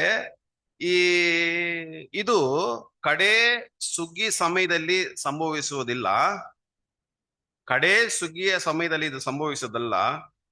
ಅದಾದ ನಂತರ, ಈ ಸುಗ್ಗಿ ಆದ ನಂತರ, ಸುಗ್ಗಿ ಕೆಲಸ ಮುಗಿದಾದ ನಂತರ ಬರುವಂತ ಕಷ್ಟಗಳನ್ನು ಇದು ಸೂಚಿಸಿ ಹೇಳುವಂತ ಒಂದು ಪ್ರವಾದನೆ ವಾಕ್ಯ. ಹಾಗಾದ್ರೆ ಈ ಗುರುತುಗಳು ಇದೆಯಲ್ಲ, ಇದರಲ್ಲಿ ಇರುವ ಗುರುತುಗಳು ಇದೆಯಲ್ಲ, ಅದರ ಒಂದು ಅರ್ಥ ಏನಂತ ನೋಡ್ಬೇಕಾದ್ರೆ ಏನ್ ಅರ್ಥ ಅಂತ ನೋಡ್ಬೇಕಾದ್ರೆ, ದೇವರ ರಾಜ್ಯ ತುಂಬಾ ಹತ್ರದಲ್ಲಿ ಇದೆ ಎಂಬುದನ್ನು ಈ ವಾಕ್ಯ, ಪ್ರವಾದನ ವಾಕ್ಯ ನಮ್ಗೆ ಹೇಳ್ತದೆ. ನಂತರ ಅದರಲ್ಲಿ ಇರುವಂತ ಗುರುತುಗಳು ನಿಜವಾಗಿ ನಡೆದಿದೆ. ಆ ಒಂದು ಪ್ರವಾದನೆ ವಾಕ್ಯದಲ್ಲಿರುವಂತ ಆ ಚಿಹ್ನೆಗಳು, ದ ಸಿಂಬಲ್ಸ್ ನಿಜವಾಗಿ ನಡೆದಿದೆ. ಆದ್ರೆ ಈಗ ನಾವು ಆತ್ಮೀಯ ಸಹೋದರ ಸಹೋದರಿಯರಾಗಿ ಇರುವುದರಿಂದ ಅದರ ಒಂದು ಸಾಂಕೇತಿಕವಾಗಿ ನಾವು ಧ್ಯಾನ ಮಾಡ್ಬೇಕಾದ್ರೆ ಅದು ತುಂಬಾ ಆಳ. ಅದನ್ನ ನಾವು ಧ್ಯಾನ ಮಾಡ್ಬೇಕಾದ್ರೆ ಈಗ ನಾವು ನೋಡಿ, ಸಾಂಕೇತಿಕವಾಗಿ ನಾವು ಧ್ಯಾನ ಮಾಡುವುದಾದ್ರೆ ಸೂರ್ಯ ಯಾವುದಕ್ಕೆ ನಾವು ಹೋಲಿಸ್ಬೋದು? ಸೂರ್ಯನನ್ನ ಯಾವುದಕ್ಕೆ ನಾವು ಹೋಲಿಸ್ಬೋದು ಪ್ರಿಯರೇ? ಯೇಸು ಸ್ವಾಮಿಗೆ ಹೋಲಿಸ್ಬೋದು. ಇನ್ನೊಂದು ಸೂರ್ಯನನ್ನು ಯಾವುದಕ್ಕೆ ಹೋಲಿಸ್ಬೋದು ಅಂದ್ರೆ ಸತ್ಯ. ನಮ್ಗೆ ಬೆಳಕು ಸಿಕ್ತಲ್ಲ, ಅದಕ್ಕೆ ಸೂರ್ಯನು. ಎರಡು ಅರ್ಥ ಸಿಗುತ್ತೆ, ಒಂದು ಸತ್ಯ, ಒಂದು ಯೇಸು ಸ್ವಾಮಿ. ಸೂರ್ಯನು ನೋಡಿ, ಆ ಸೂರ್ಯನು ಮಂಕಾಗ್ಬಿಡ್ತಂತೆ. ಮಂಕ ಅಂತ ನೋಡೋದಾದ್ರೆ ಬೆಳಕು ಕಡಿಮೆ ಆಗಿದೆ, ಕತ್ತಲೆ ಆಗ್ಬಿಡ್ತು. ಸೂರ್ಯನೇ ಕತ್ತಲೆ ಆಗ್ಬಿಡ್ತಂದ್ರೆ ನಿಜ ಸತ್ಯ ಮಂಕಾಗ್ಬಿಡ್ತು. 1000 ವರ್ಷ ಬಿಷಪ್ ಕಾಲದಲ್ಲಿ, ಪೋಪ್ ಕಾಲದಲ್ಲಿ ಮಂಕಾಗ್ಬಿಡ್ತು ನಿಜ ಸತ್ಯ. ಅಂದ್ರೆ ಆ ನಿಜ ಸತ್ಯ ಮರೆಯಾಗ್ಬಿಡ್ತು. ಸತ್ಯ ಸ್ಪಷ್ಟವಾಗಿ ಯಾರಿಗೂ ಕಾಣ್ಲಿಲ್ಲ, ಮಂಕಾಗ್ಬಿಡ್ತು. ನಿಜ ಆ ಸೂರ್ಯ ಬೆಳಕು ಕಡಿಮೆ ಆಗ್ಬಿಡ್ತು, ಸೂರ್ಯ ಮಂಕಾಗ್ಬಿಡ್ತು. ನಂತರ ಆ ಪ್ರವಾದನೆ ವಾಕ್ಯದಲ್ಲಿ ಬರುವಂತ ಇನ್ನೊಂದು ಸಿಂಬಲ್ಸ್ ಯಾವ್ದಂತ ನೋಡ್ಬೇಕಾದ್ರೆ ಚಂದ್ರನು. ಸೂರ್ಯನಲ್ಲಿ ಇದ್ದಂತ ಬೆಳಕು ಪಡ್ಕೊಂಡ್ರೆ ಮಾತ್ರ ಚಂದ್ರನು ಬೆಳಕು ಕೊಡ್ಬೋದು. ಈಗ ಸೂರ್ಯನೇ ಮಂಕಾದಾಗ ಚಂದ್ರನ ಬೆಳಕು ಎಲ್ಲಿಗೆ ಸಿಗುತ್ತೆ ಪ್ರಿಯರೇ? ಎಲ್ಲಿಗೂ ಸಿಗೋದಿಲ್ಲ. ಆಗ ಚಂದ್ರ ಯಾವುದಕ್ಕೆ ಹೋಲಿಸ್ಬೋದು? ಈ ಚಂದ್ರನು ಸತ್ಯ ಆತ್ಮಿಕವಾದ ಅರ್ಥದಲ್ಲಿ ಯಾವುದನ್ನು ಸೂಚಿಸುತ್ತದೆ? ನ್ಯಾಯ ಪ್ರಮಾಣ. ಮೋಸೆ ಮುಖಾಂತರ ಕೊಡಲ್ಪಟ್ಟ ಲಾ, ನ್ಯಾಯ ಪ್ರಮಾಣ. ಈಗ ಸೂರ್ಯನ ಬೆಳಕು ಮಂಕಾಗಿರೋದ್ರಿಂದ ಚಂದ್ರನ ಒಂದು ಬೆಳಕು, ನ್ಯಾಯ ಪ್ರಮಾಣ ಕೂಡ ಏನಾಗ್ಬಿಡುತ್ತೆ? ಮಂಕಾಗ್ಬಿಡುತ್ತೆ ಬೇರೆ. ಹಾಗಾದ್ರೆ ಇವು ಎರಡು ಅರ್ಥವನ್ನು ತಿಳ್ಕೊಂಡಿದೀವಿ. ನಂತರ ಅದರಲ್ಲಿ ಇರುವಂತ ನಕ್ಷತ್ರಗಳು ಯಾರಿಗೆ ಹೋಲಿಸ್ಬೋದು? ಅಪೋಸ್ತಲರು. ಈ ನಕ್ಷತ್ರಗಳು ಮೇಲಿಂದ ಕೆಳಗೆ ಏನಾಯ್ತು? ಬಿದ್ದ್ಬಿಡ್ತು. ಆಗ ನಕ್ಷತ್ರಗಳು ಮೇಲಿಂದ ಕೆಳಗಡೆ ಬಿದ್ದ್ಬಿಡ್ತಂದ್ರೆ ನಿಜವಾದ ಸತ್ಯಕ್ಕೆ, ನಿಜವಾದ ಬೋಧನೆಗೆ ಮೌಲ್ಯತೆ, ಮರ್ಯಾದೆ, ಗೌರತೆ ಇಲ್ಲದೆ ಹೋಗ್ಬಿಡ್ತೀವಿ. ಒಂದೊಂದು ಕ್ರೈಸ್ತ ಧರ್ಮದಲ್ಲಿ ಎಷ್ಟು ಗುಂಪುಗಳಿದ್ದಾರೆ ಗೊತ್ತಾ?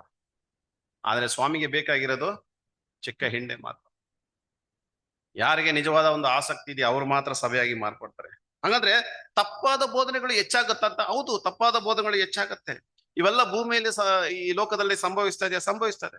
ನಂತರ ಆ ಒಂದು ವಾಕ್ಯದಲ್ಲಿ ಬರುವಂತ ಸಮುದ್ರ ಅಂದ್ರೆ ಯಾರನ್ನು ಸೂಚಿಸ್ತದೆ ಪ್ರಿಯರೇ? ಲೋಕದಲ್ಲಿರುವಂತ ಜನರುಗಳನ್ನ ಸೂಚಿಸುತ್ತದೆ. ಅದಾದ ನಂತರ ಆ ಒಂದು ಪ್ರವಾದನಲ್ಲಿ ವಾಕ್ಯದಲ್ಲಿ ಬರುವಂತ ಅಲೆಗಳು, ವೇವ್ಸ್ ಅಂದ್ರೆ ಏನ್ರು ಪ್ರಿಯರೇ? ಜನಗಳ ಮಧ್ಯದಲ್ಲಿ ಗೊಂದಲ, ವಿರೋಧ, ಹೋರಾಟ, ಅವರುಗಳ ಒಂದು ಕೆಟ್ಟ ಆಲೋಚನೆಗಳು, ಸೋಷಿಯಲಿಸಂ, ಕಮ್ಯುನಿಸಂ, ಅನಾರ್ಕಿ, ಪ್ರತಿ ಒಂದು ದೇಶದಲ್ಲಿರುವಂತ ಅವರವರ ಒಂದು ರಿಲಿಜನ್ಸ್. ಆ ಅಲೆಗಳು ಉಕ್ಕಿ ಮೇಲೆ ಎದ್ದೊಳುವಾಗ ಯಾವ ರೀತಿಯ ಒಂದು ಶಬ್ದ ಇರ್ತದೋ ಆ ರೀತಿ ಆತನ ಒಂದು ರೌದ್ರ ದಿನದಲ್ಲಿ ಇರುತ್ತದೆ ಪ್ರಿಯರೇ. ರಾಜ್ಯಕ್ಕೆ ವಿರುದ್ಧವಾಗಿ ಎದ್ದು ಹೋರಾಡ್ತಾರೆ. ದೊಡ್ಡ ಒಂದು ಕನ್ಫ್ಯೂಷನ್ಸ್ ಇರುತ್ತೆ ಪ್ರಿಯರೇ. ಭೂಮಿಯಲ್ಲಿರುವಂತ ವ್ಯವಸ್ಥೆಗಳು ಒಡೆದು ನಾಶ ಮಾಡ್ತಾರೆ. ಇದು ಯಾವ ರೀತಿ ಇರುತ್ತೆ ಅಂತ ನೋಡ್ಬೇಕಾದ್ರೆ ಸ್ವಾಮಿ ವಿವರಿಸ್ತಾರೆ, ದ ಗ್ರೇಟ್ ಟ್ರಿಬ್ಯುಲೇಷನ್. ಇನ್ನೊಂದು ವಾಕ್ಯ ಓದನ್ನ, ಐಸಾಯ 61:2. ಐಸಾಯ 61 ಅಲ್ಲ 61:2 ಓದ್ಬಿಡಿ ನೀವು.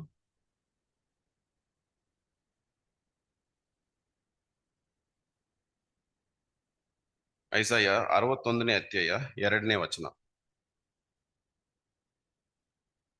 ಜನಾಂಗಗಳು ನನ್ನ ಧರ್ಮವನ್ನು, ಸಕಲ ರಾಜರು ನಿನ್ನ ವೈಭವವನ್ನು ನೋಡುವರು. ಯೆಹೋವನ ಬಾಯಿ ನೇಮಿಸಿದ ಹೊಸ ಹೆಸರು ನಿನಗೆ ದೊರೆಯುವುದು. 61:2 ಅದು 61ನೇ ಅಧ್ಯಾಯ 2ನೇ ವಚನ. ಇಂಗ್ಲಿಷ್ ಅಲ್ಲಿ ಓದ್ಬಿಡಿ ಯಾರಾದ್ರು. ಇಂಗ್ಲಿಷ್ ಅಲ್ಲಿ ಕರೆಕ್ಟು. ಇಂಗ್ಲಿಷ್ ಅಲ್ಲಿ ಓದಿ.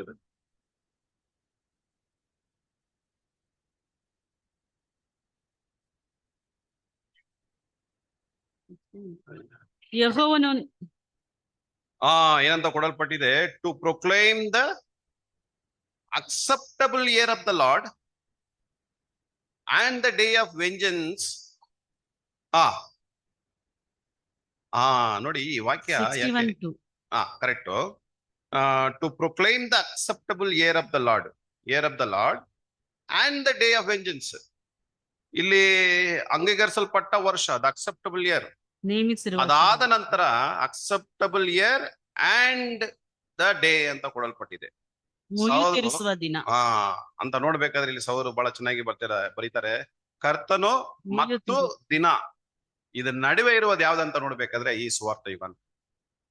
ಕರ್ತನು the acceptable year of the Lord and ಮತ್ತು ಇದೆಲ್ಲ, ಆಮೇಲೆ ದ ಡೇ ಇದೆಲ್ಲ, ಇದ್ರ ನಡುವೆ ಯಾವ್ದಿದೆ ಅಂತ ನೋಡ್ಬೇಕಾದ್ರೆ ಈ ಸುವಾರ್ತೆ ಯುಗ ಮಧ್ಯದಲ್ಲಿ ಇರುವಂತ ಕಾಲ ಎಂಬುದನ್ನು ಈ ವಾಕ್ಯ ನಮ್ಗೆ ಐಸಾಯ ಈಗಾಗಲೇ ಹೇಳ್ದಲ್ಲ 61:2 ಅದು ನಮ್ಗೆ ಸೂಚಿಸಿ ಹೇಳ್ತದೆ. ಅಂದ್ರೆ ಸೈತಾನನ ಒಂದು ಆಳ್ವಿಕೆಯಿಂದ ದೇವರ ರಾಜ್ಯಕ್ಕೆ ಅದು ಬದಲಾವಣೆ ನಡೆಯುವ ಒಂದು ಕಾಲವಾಗಿ ಅದು ಇರುತ್ತದೆ ಎಂಬುದನ್ನು ಈ ವಾಕ್ಯ ನಮ್ಗೆ ಸೂಚಿಸಿ ಹೇಳುವಂತದ್ದಾಗಿರ್ತದೆ ಬೇರೆ. ಹಾಗಾದ್ರೆ ಈಗ ಲೋಕಕ್ಕೂ ನಮಗೂ ಅಂದ್ರೆ ಸಭೆಗೂ ಲೋಕಕ್ಕೂ ಬರುವಂತ ಪರಿಣಾಮ ಏನು ಅಂತ ನೋಡೋದಾದ್ರೆ, ಲೋಕ ಕಷ್ಟವನ್ನು ಅನುಭವಿಸ್ತದೆ ಈ ಒಂದು ಸಂಕಷ್ಟ ದಿವಸದಲ್ಲಿ. ಬಹಳ ವಿಶೇಷವಾಗಿ ಇಡೀ ಕ್ರೈಸ್ತ ಧರ್ಮ ಹೆಚ್ಚಾದ ಬಾಧೆಗೆ ಒಳಗಾಗ್ತಾರೆ. ಅವ್ರು ಮಾಡಿದ ಒಂದೊಂದು ಕೃತ್ಯ ಸ್ವಾಮಿಗೆ ವಿರುದ್ಧವಾಗಿ. ನೀವು ಯಾರಿಗೆ ವಿರುದ್ಧವಾಗಿ ನೀವು ಪಾಪ ಮಾಡ್ಬೋದು, ಆದ್ರೆ ಅದು ಯಾರು ಮಾಡ್ತಾರೆ ಅಂದ್ರೆ ಇಡೀ ಕ್ರೈಸ್ತ ಧರ್ಮದಲ್ಲಿರೋ ಅವರು ಮಾಡುವಂತ ಅವ್ರಿಗೆ ಹೆಚ್ಚಾದ ಒಂದು ಶಿಕ್ಷಣೆ ಸಿಗುತ್ತೆ. ಆದ್ರೆ ಸಭೆಗೆ ಏನಂತ ನೋಡುವುದಾದ್ರೆ ಒಂದು ಶೋಧನೆ ಕಾಲ. ಅದು ಇನ್ನೊಂದು ರೀತಿಯಲ್ಲಿ ಹೇಳುವುದಾದ್ರೆ ಸಭೆಗೆ ಒಂದು ನ್ಯಾಯ ತೀರ್ಪಿನ ಕಾಲ. ದ ಡೇ ಆಫ್ ಜೆಹೋವದಲ್ಲಿ ಇಷ್ಟು ವಿಷಯಗಳು ಅದು ಬರುತ್ತೆ. ಪ್ರತಿ ಕ್ರಿಯೆಗಳಿಗೆ ನಾವು ಲೆಕ್ಕ ತೀರಿಸುವ ಒಂದು ಸಮಯ ಬಂದ್ಬಿಡ್ತು ಪ್ರಿಯರೇ. ಇದು ಎಷ್ಟು ಕಠಿಣವಾಗಿರುತ್ತದೆ, ಎಷ್ಟು ಕ್ರೂರವಾಗಿರುತ್ತೆ ಅಂತ ನೋಡೋದಾದ್ರೆ ಹಿಂದೆ ಎಂದಿಗೂ ಇಲ್ಲದಂತ ಭಯಂಕರವಾಗಿರ್ತದೆ. ಈಗಾಗಲೇ ಅದು ಪ್ರಾರಂಭವಾಗಿರುತ್ತೆ. ಇದು ತಿರ್ಗಾ ಬರೋದಿಲ್ಲ.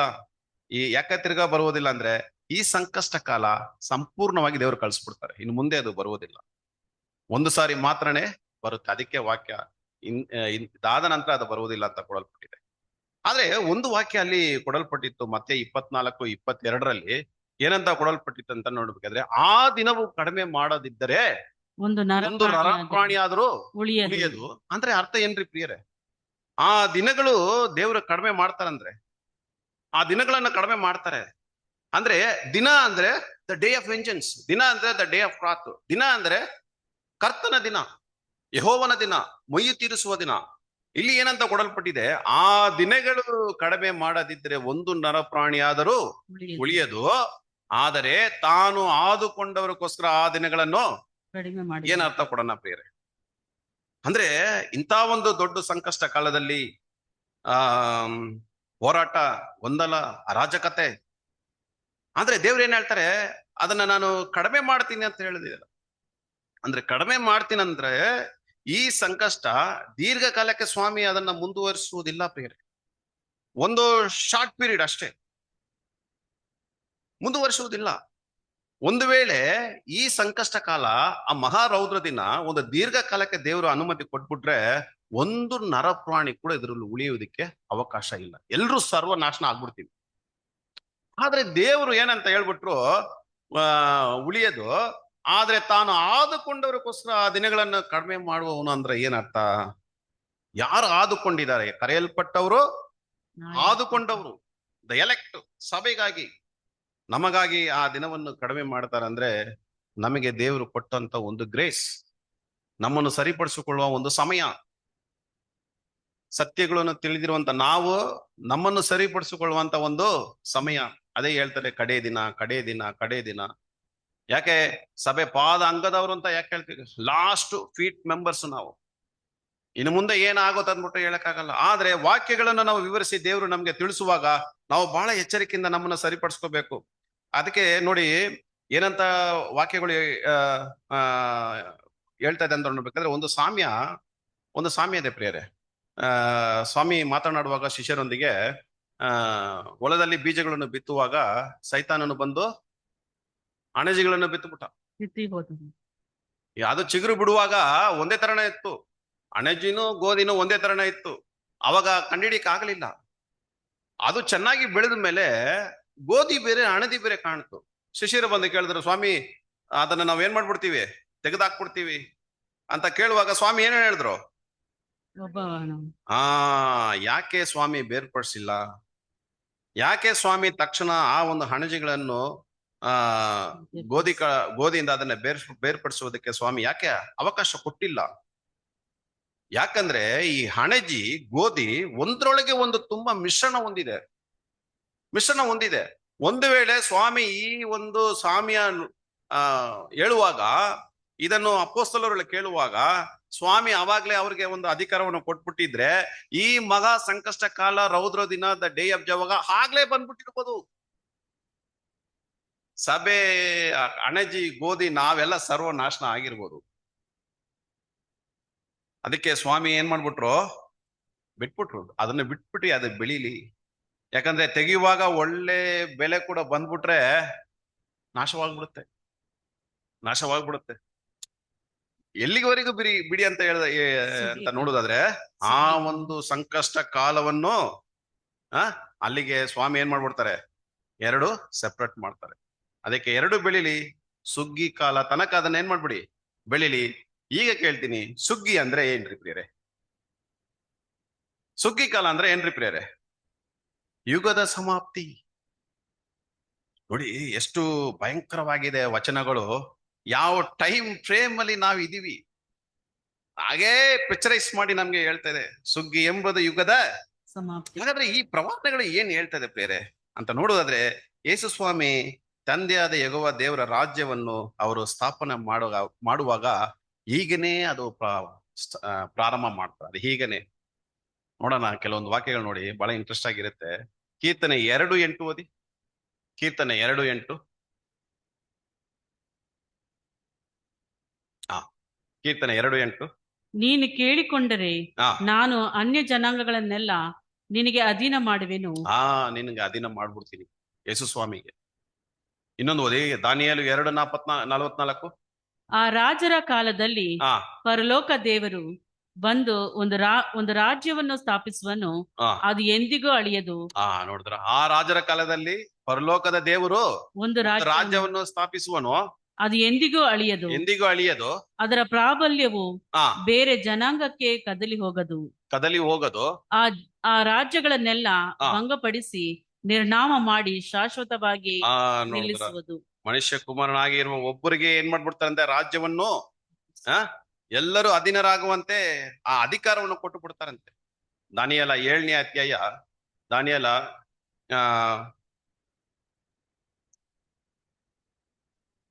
ದಾನಿಯೇಲ 7ನೇ ಅಧ್ಯಾಯದಲ್ಲಿ ಕೊಡಲ್ಪಟ್ಟಿದೆ. ಹಾಗಾದ್ರೆ ಕರ್ತನಲ್ಲಿ ಪ್ರೀತಿಯುಳ್ಳ ಸಹೋದರ ಸಹೋದರಿಯರೇ, ಇಂಥ ಒಂದು ಸಂಕಷ್ಟ ಕಾಲ ಅದು ಸಂಪೂರ್ಣವಾಗಿ ಬರುವಾಗ ಅದರಿಂದ ತಪ್ಪಿಸಿಕೊಳ್ಳುವುದಕ್ಕೆ ಆಗೋದಿಲ್ಲ. ಈಗಾಗಲೇ ನಾವು ಇಷ್ಟು ಸಮಯವರೆಗೂ ಅದರಿಂದ ತಪ್ಪಿಸಿಕೊಳ್ಳುವುದು ಬಹಳ ಕಷ್ಟ. ಆದ್ರೆ ಕರ್ತನಲ್ಲಿ ಪ್ರೀತಿಯುಳ್ಳ ಸಹೋದರ ಸಹೋದರಿಯರೇ, ಇದನ್ನ ನಮ್ಗೆ ದೇವರು ತಿಳಿಸಿ, ಇದರ ಒಂದು ವಿವರಣೆಗಳು ನಮ್ಗೆ ಕೊಟ್ಟು ನಮ್ಮನ್ನ ಸರಿಪಡಿಸಿಕೊಂಡು ಇಂಥ ಒಂದು ಯೆಹೋವನ ದಿವಸ, ಆ ಸಂಕಷ್ಟ ಕಾಲದಿಂದ ನಮ್ಮನ್ನು ಕಾಪಾಡಿಕೊಳ್ಳಬಹುದು ಅಂದ್ಬಿಟ್ಟು ವಾಕ್ಯಗಳು ಇದೆ ಈ ಒಂದು ಕಾಲದಲ್ಲಿ. ಇವನ್ನೆಲ್ಲ ನಡೆಯುತ್ತೆ, ನಿಮ್ಮ ಮುಂದೆನೆ ನಡೆಯುತ್ತೆ, ನಿಮ್ಮ ಕಣ್ಣುಗಳಿಂದ ನೋಡ್ತೀರಾ. ಬಟ್ ಎಸ್ಪೆಷಲಿ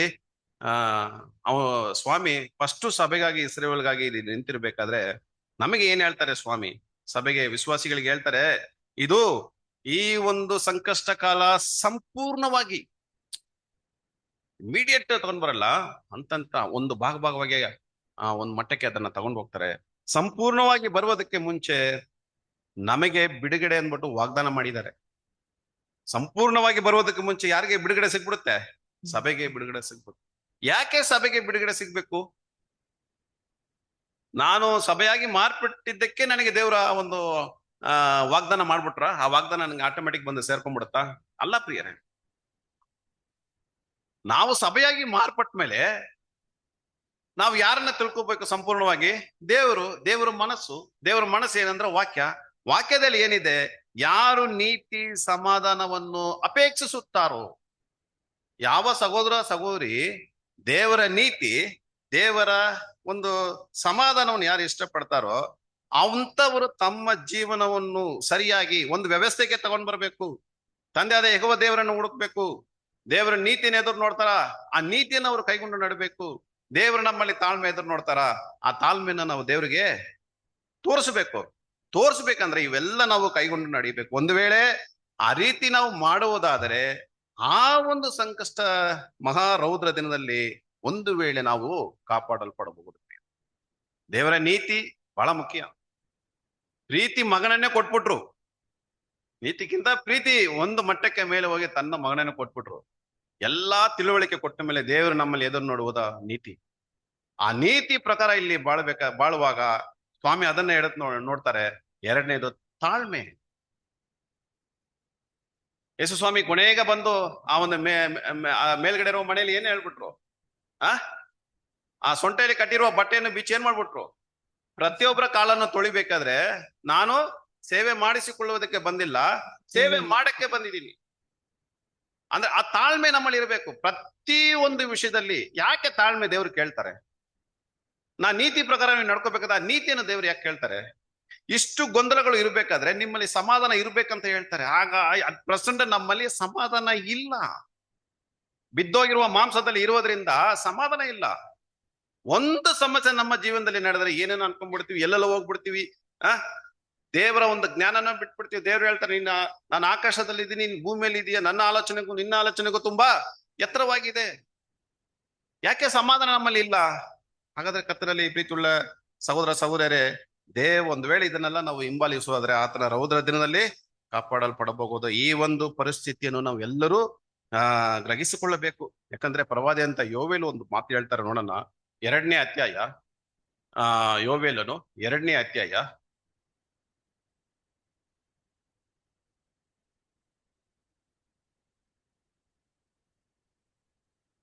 ಬನ್ನಿ, 2ನೇ ಅಧ್ಯಾಯ 1ನೇ ವಚನ. ನನ್ನ ಪರಿಶುದ್ಧ ಪರ್ವತದಲ್ಲಿ ಧ್ವನಿಗೈಯಿರಿ, ಆ ಸಮಸ್ತ ದೇಶ ನಿವಾಸಿಗಳು ನಡುಗಲಿ, ನಡುಗಲಿ. ಯೆಹೋವನ ದಿನವು ಬರುತ್ತಲಿದೆ. ನೋಡಿದ್ರ ಏನಂತ ಹೇಳ್ತಾರೆ? ಯೆಹೋವನ ದಿವಸ ಬರುತ್ತದೆ, ಸಮೀಪಿಸಿತ್ತು, ಅದು ಕತ್ತಲಿನ ಮುಬ್ಬಿನ ದಿನ, ಅದು ಕತ್ತಲಿನ ಮುಬ್ಬಿನ ದಿನ, ಕಾರ್ಮುಗಿಲಿನ ಕಗ್ಗತ್ತಲಿನ ದಿನ, ಕಾರ್ಮುಗಿಲಿನ ಕಗ್ಗತ್ತಲಿನ ದಿನ. ಉದಯ ಕಂಟಿನ್ಯೂ. ಇದನ್ನ ಯಾರು ಹೋಗಿ ಹೇಳಿ ಅಂತ ಹೇಳ್ತಾರೆ? ಪ್ರಾರಂಭದಲ್ಲಿ ವಚನ ಪ್ರಾರಂಭಿಸುವಾಗ ಯಾರು ಹೋಗಿ ಹೇಳಕ್ ಹೇಳ್ತಾರೆ? ಚಿಯೋನಿನಲ್ಲಿ ತುತ್ತೂರಿಯನ್ನು ನೀವು ಊದಿರಿ ಅಂತ ಹೇಳ್ತಾರೆ. ಈ ರೀತಿ ದೇವರು ಆದುಕೊಂಡ ಭಕ್ತರು ಬಂದು ಇಂಥ ತುತ್ತೂರಿಗಳನ್ನು ಊದುವಾಗ ಫಸ್ಟ್ ನಾವು ಎಚ್ಚರಿಕೆ ಪಡ್ಕೋಬೇಕು ಪ್ರಿಯರೇ. ನಾವು ಎಚ್ಚರಿಕೆಯಿಂದ ಬಾಳಬೇಕು, ಎಚ್ಚರಿಕೆಯಿಂದ ನಾವು ಇರಬೇಕು ಕರ್ತನಲ್ಲಿ ಪ್ರೀತಿಯುಳ್ಳ ಸಹೋದರ ಸಹೋದರಿಯರೇ. ಯಾಕಂದ್ರೆ ಯಾವ ರೀತಿ ಬರುತ್ತೆ ಅದನ್ನು ನಾವು ವಿವರಿಸುವುದಕ್ಕಾಗುವುದಿಲ್ಲ. ಕರ್ತನ ದಿನ ತುಂಬಾ ಹತ್ರವಾಗ್ಬಿಡ್ತು. ಕೆಟ್ಟವರಿಗೆ, ದುಷ್ಟರಿಗೆ ನಾಶನವಾಗುತ್ತೆ. ಕೀರ್ತನೆ ಹೇಳ್ತದೆ ಪ್ರಿಯರೇ. ಕಾರಣ ದೇವರು ನೀತಿಯನ್ನು ಮಾತ್ರ ಪ್ರೀತಿಸುತ್ತಾರೆ. ಎಷ್ಟೇ ದ್ರೋಹ ಮಾಡ್ಲಿ, ಯಾರೇ ಏನೇ ಮಾಡ್ಲಿ, ಅವ್ರಿಗೆಲ್ಲ ಪ್ರತಿಫಲ ಬಂದೇ ಬರುತ್ತೆ. ಲೋಕದಲ್ಲಿರುವ ಕಟ್ಟ ಕಡೆ ಪ್ರತಿಯೊಂದು ಜನಗಳಿಗೆ ಯಾರು ಮಾತ್ರ ಕಾಪಾಡಲ್ಪಡ್ತಾರೆ, ದೇವರ ನೀತಿಯನ್ನು ಹಿಂಪಾಲಿಸುವ ನೀತಿವಂತರನ್ನು ಮಾತ್ರ ಕಾಪಾಡ್ತಾರಂತೆ.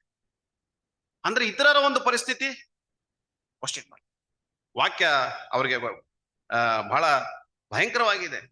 ಬಟ್ ಲೋಕದಲ್ಲಿರುವ ನಮಗೂ ಸರಿ, ಲೋಕದಲ್ಲಿರುವಗೂ ಸರಿ, ಇದು ಉದುವಾದದ್ದು, ಭಯಂಕರವಾದದ್ದು ಎಂಬುದು ಎಲ್ಲಾ ದೇಶಗಳನ್ನು ಬಾಧಿಸುವ ಒಂದು ದೊಡ್ಡ ಸಂಕಷ್ಟ ಕಾಲ.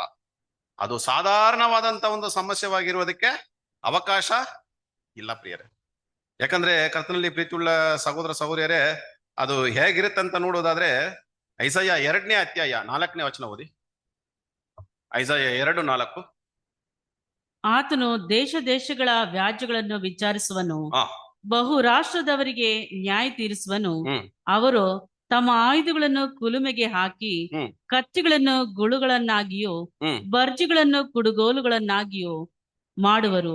ಜನಾಂಗವು ಜನಾಂಗಕ್ಕೆ ವಿರೋಧವಾಗಿ ಕತ್ತಿಯನ್ನೆತ್ತದು, ಇನ್ನು ಯುದ್ಧಾಭ್ಯಾಸವು ನಡೆಯುವುದೇ ಇಲ್ಲ. 100% ಈಗ ಅದು ನೆರವೇರ್ತದೆ ಪ್ರತಿ ದೇಶಗಳಲ್ಲಿ. ಅವರ ಒಂದು ಪಾರ್ಲಿಮೆಂಟರಿ ಬಜೆಟ್ ಸೆಷನ್ ಅಲ್ಲಿ ಹೆಚ್ಚಾದ ಒಂದು ಹಣ ಯಾವುದಕ್ಕೆ ಸಪರೇಟ್ ಆಗಿ ಇಡ್ತಾರೆ?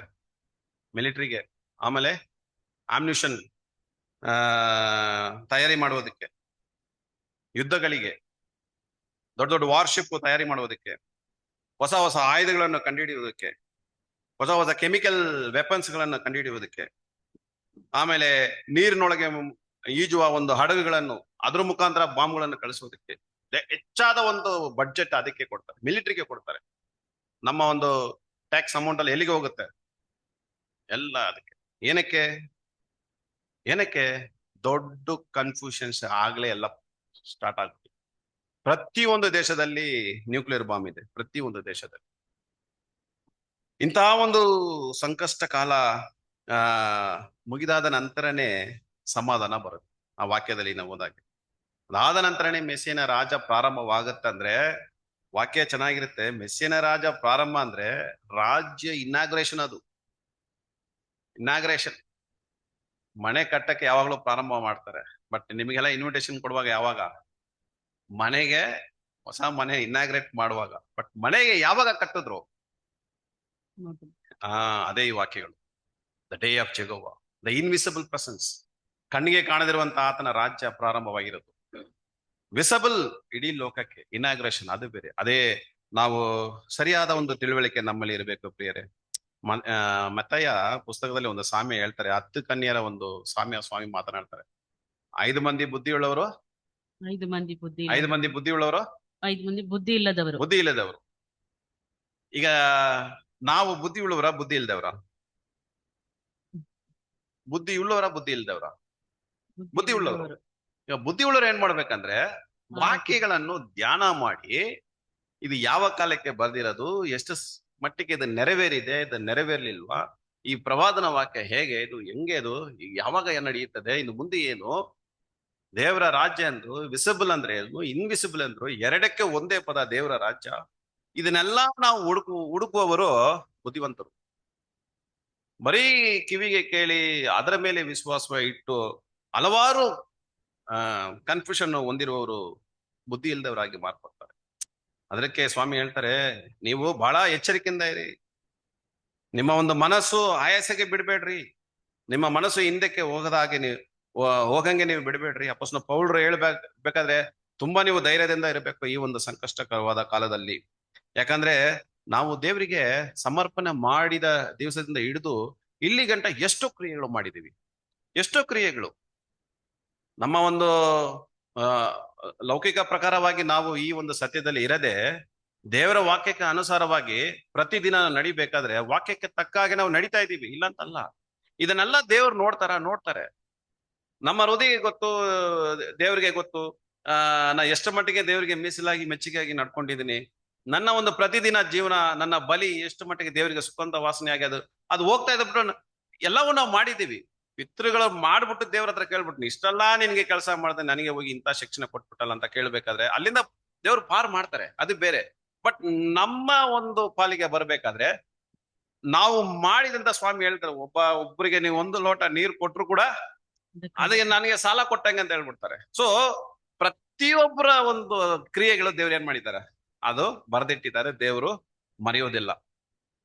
ಮನುಷ್ಯನು ಮರೆಯಬಹುದು, ದೇವರು ಮರೆಯುವುದಲ್ಲ. ಆದರೆ ಇವೆಲ್ಲವನ್ನು ತಿಳಿಯುವಂತ ದೇವರು ನಮ್ಗೆ ಎಚ್ಚರಿಕೆ ಕೊಡ್ತಾರೆ. ಎಷ್ಟು ಮಟ್ಟಿಗೆ ನೀವು ಬೆಳೆದಿದ್ದೀರಾ, ಇನ್ನೂ ಆ ಸಂಪೂರ್ಣತೆಯನ್ನು ಪಡ್ಕೊಳ್ಳಕ್ಕೆ ದೇವರ ನೀತಿ ಇದೆಯಲ್ಲ, ಆ ನೀತಿಗೆ ಎಷ್ಟು ಮಟ್ಟಿಗೆ ಬೆಳಿಬೇಕು ಅಷ್ಟು ಮಟ್ಟಿಗೆ ದೇವರು ನಮ್ಮಲ್ಲಿ ಎದುರು ನೋಡ್ತಾರೆ. ಕೆಲವೊಂದು ಸಂದರ್ಭಗಳಲ್ಲಿ ನಮಗೆ ಧೈರ್ಯವಿರೋದಿಲ್ಲ. ಕೆಲ ಸಮಯದಲ್ಲಿ ಭಯ ಬಂದ್ಬಿಡುತ್ತೆ, ಚಿಂತೆ ಪಡ್ತೀವಿ. ಕೆಲವೊಂದು ಸಂದರ್ಭದಲ್ಲಿ ನಾವೇ ಇಲ್ಲ, ನಾನು ಈ ಕರುವಿಕೆಯಲ್ಲಿ ಖಂಡಿತ ಎರಡನೇ ಮರಣಕ್ಕೆ ನಾನು ಹೋಗ್ತೀನಿ ಎಂಬ ಒಂದು ಭಯನೂ ಬರ್ಬೋದು, ನಮ್ಮಲ್ಲಿ ಬರ್ಬೋದು. ಆಕ್ಚುಲಿ ಅದು ನಮ್ಮಲ್ಲಿ ಬರ್ಕೂಡುದು ಪ್ರಿಯರೇ.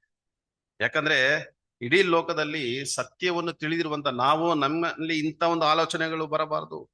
ಯಾಕಂದ್ರೆ ಸತ್ಯಕ್ಕೆ ತಕ್ಕ ಹಾಗೆ ನಾವು ಬಾಳಿಲ್ಲ ಅಂದ್ರೆ ಒಡಂಬಡಿಕೆ ಮಾಡಿರುವಂತ ನಾವೇ, ಸ್ವಾಮಿ ಒಡಂಬಡಿಕೆ ಮಾಡಿದಂತ ಪ್ರತಿಯೊಂದು ಸಹೋದರ ಈ ರೀತಿಯಾದ ಒಂದು ಭಿನ್ನಾಭಿಪ್ರಾಯಗಳಲ್ಲಿ ಹೋಗುವಾಗ ಸೈತಾನನ ಕಳಿಸ್ಬಿಟ್ಟು ಸರಿಯಾಗಿ ಏಟು ಕೊಟ್ಬಿಡ್ತಾರೆ.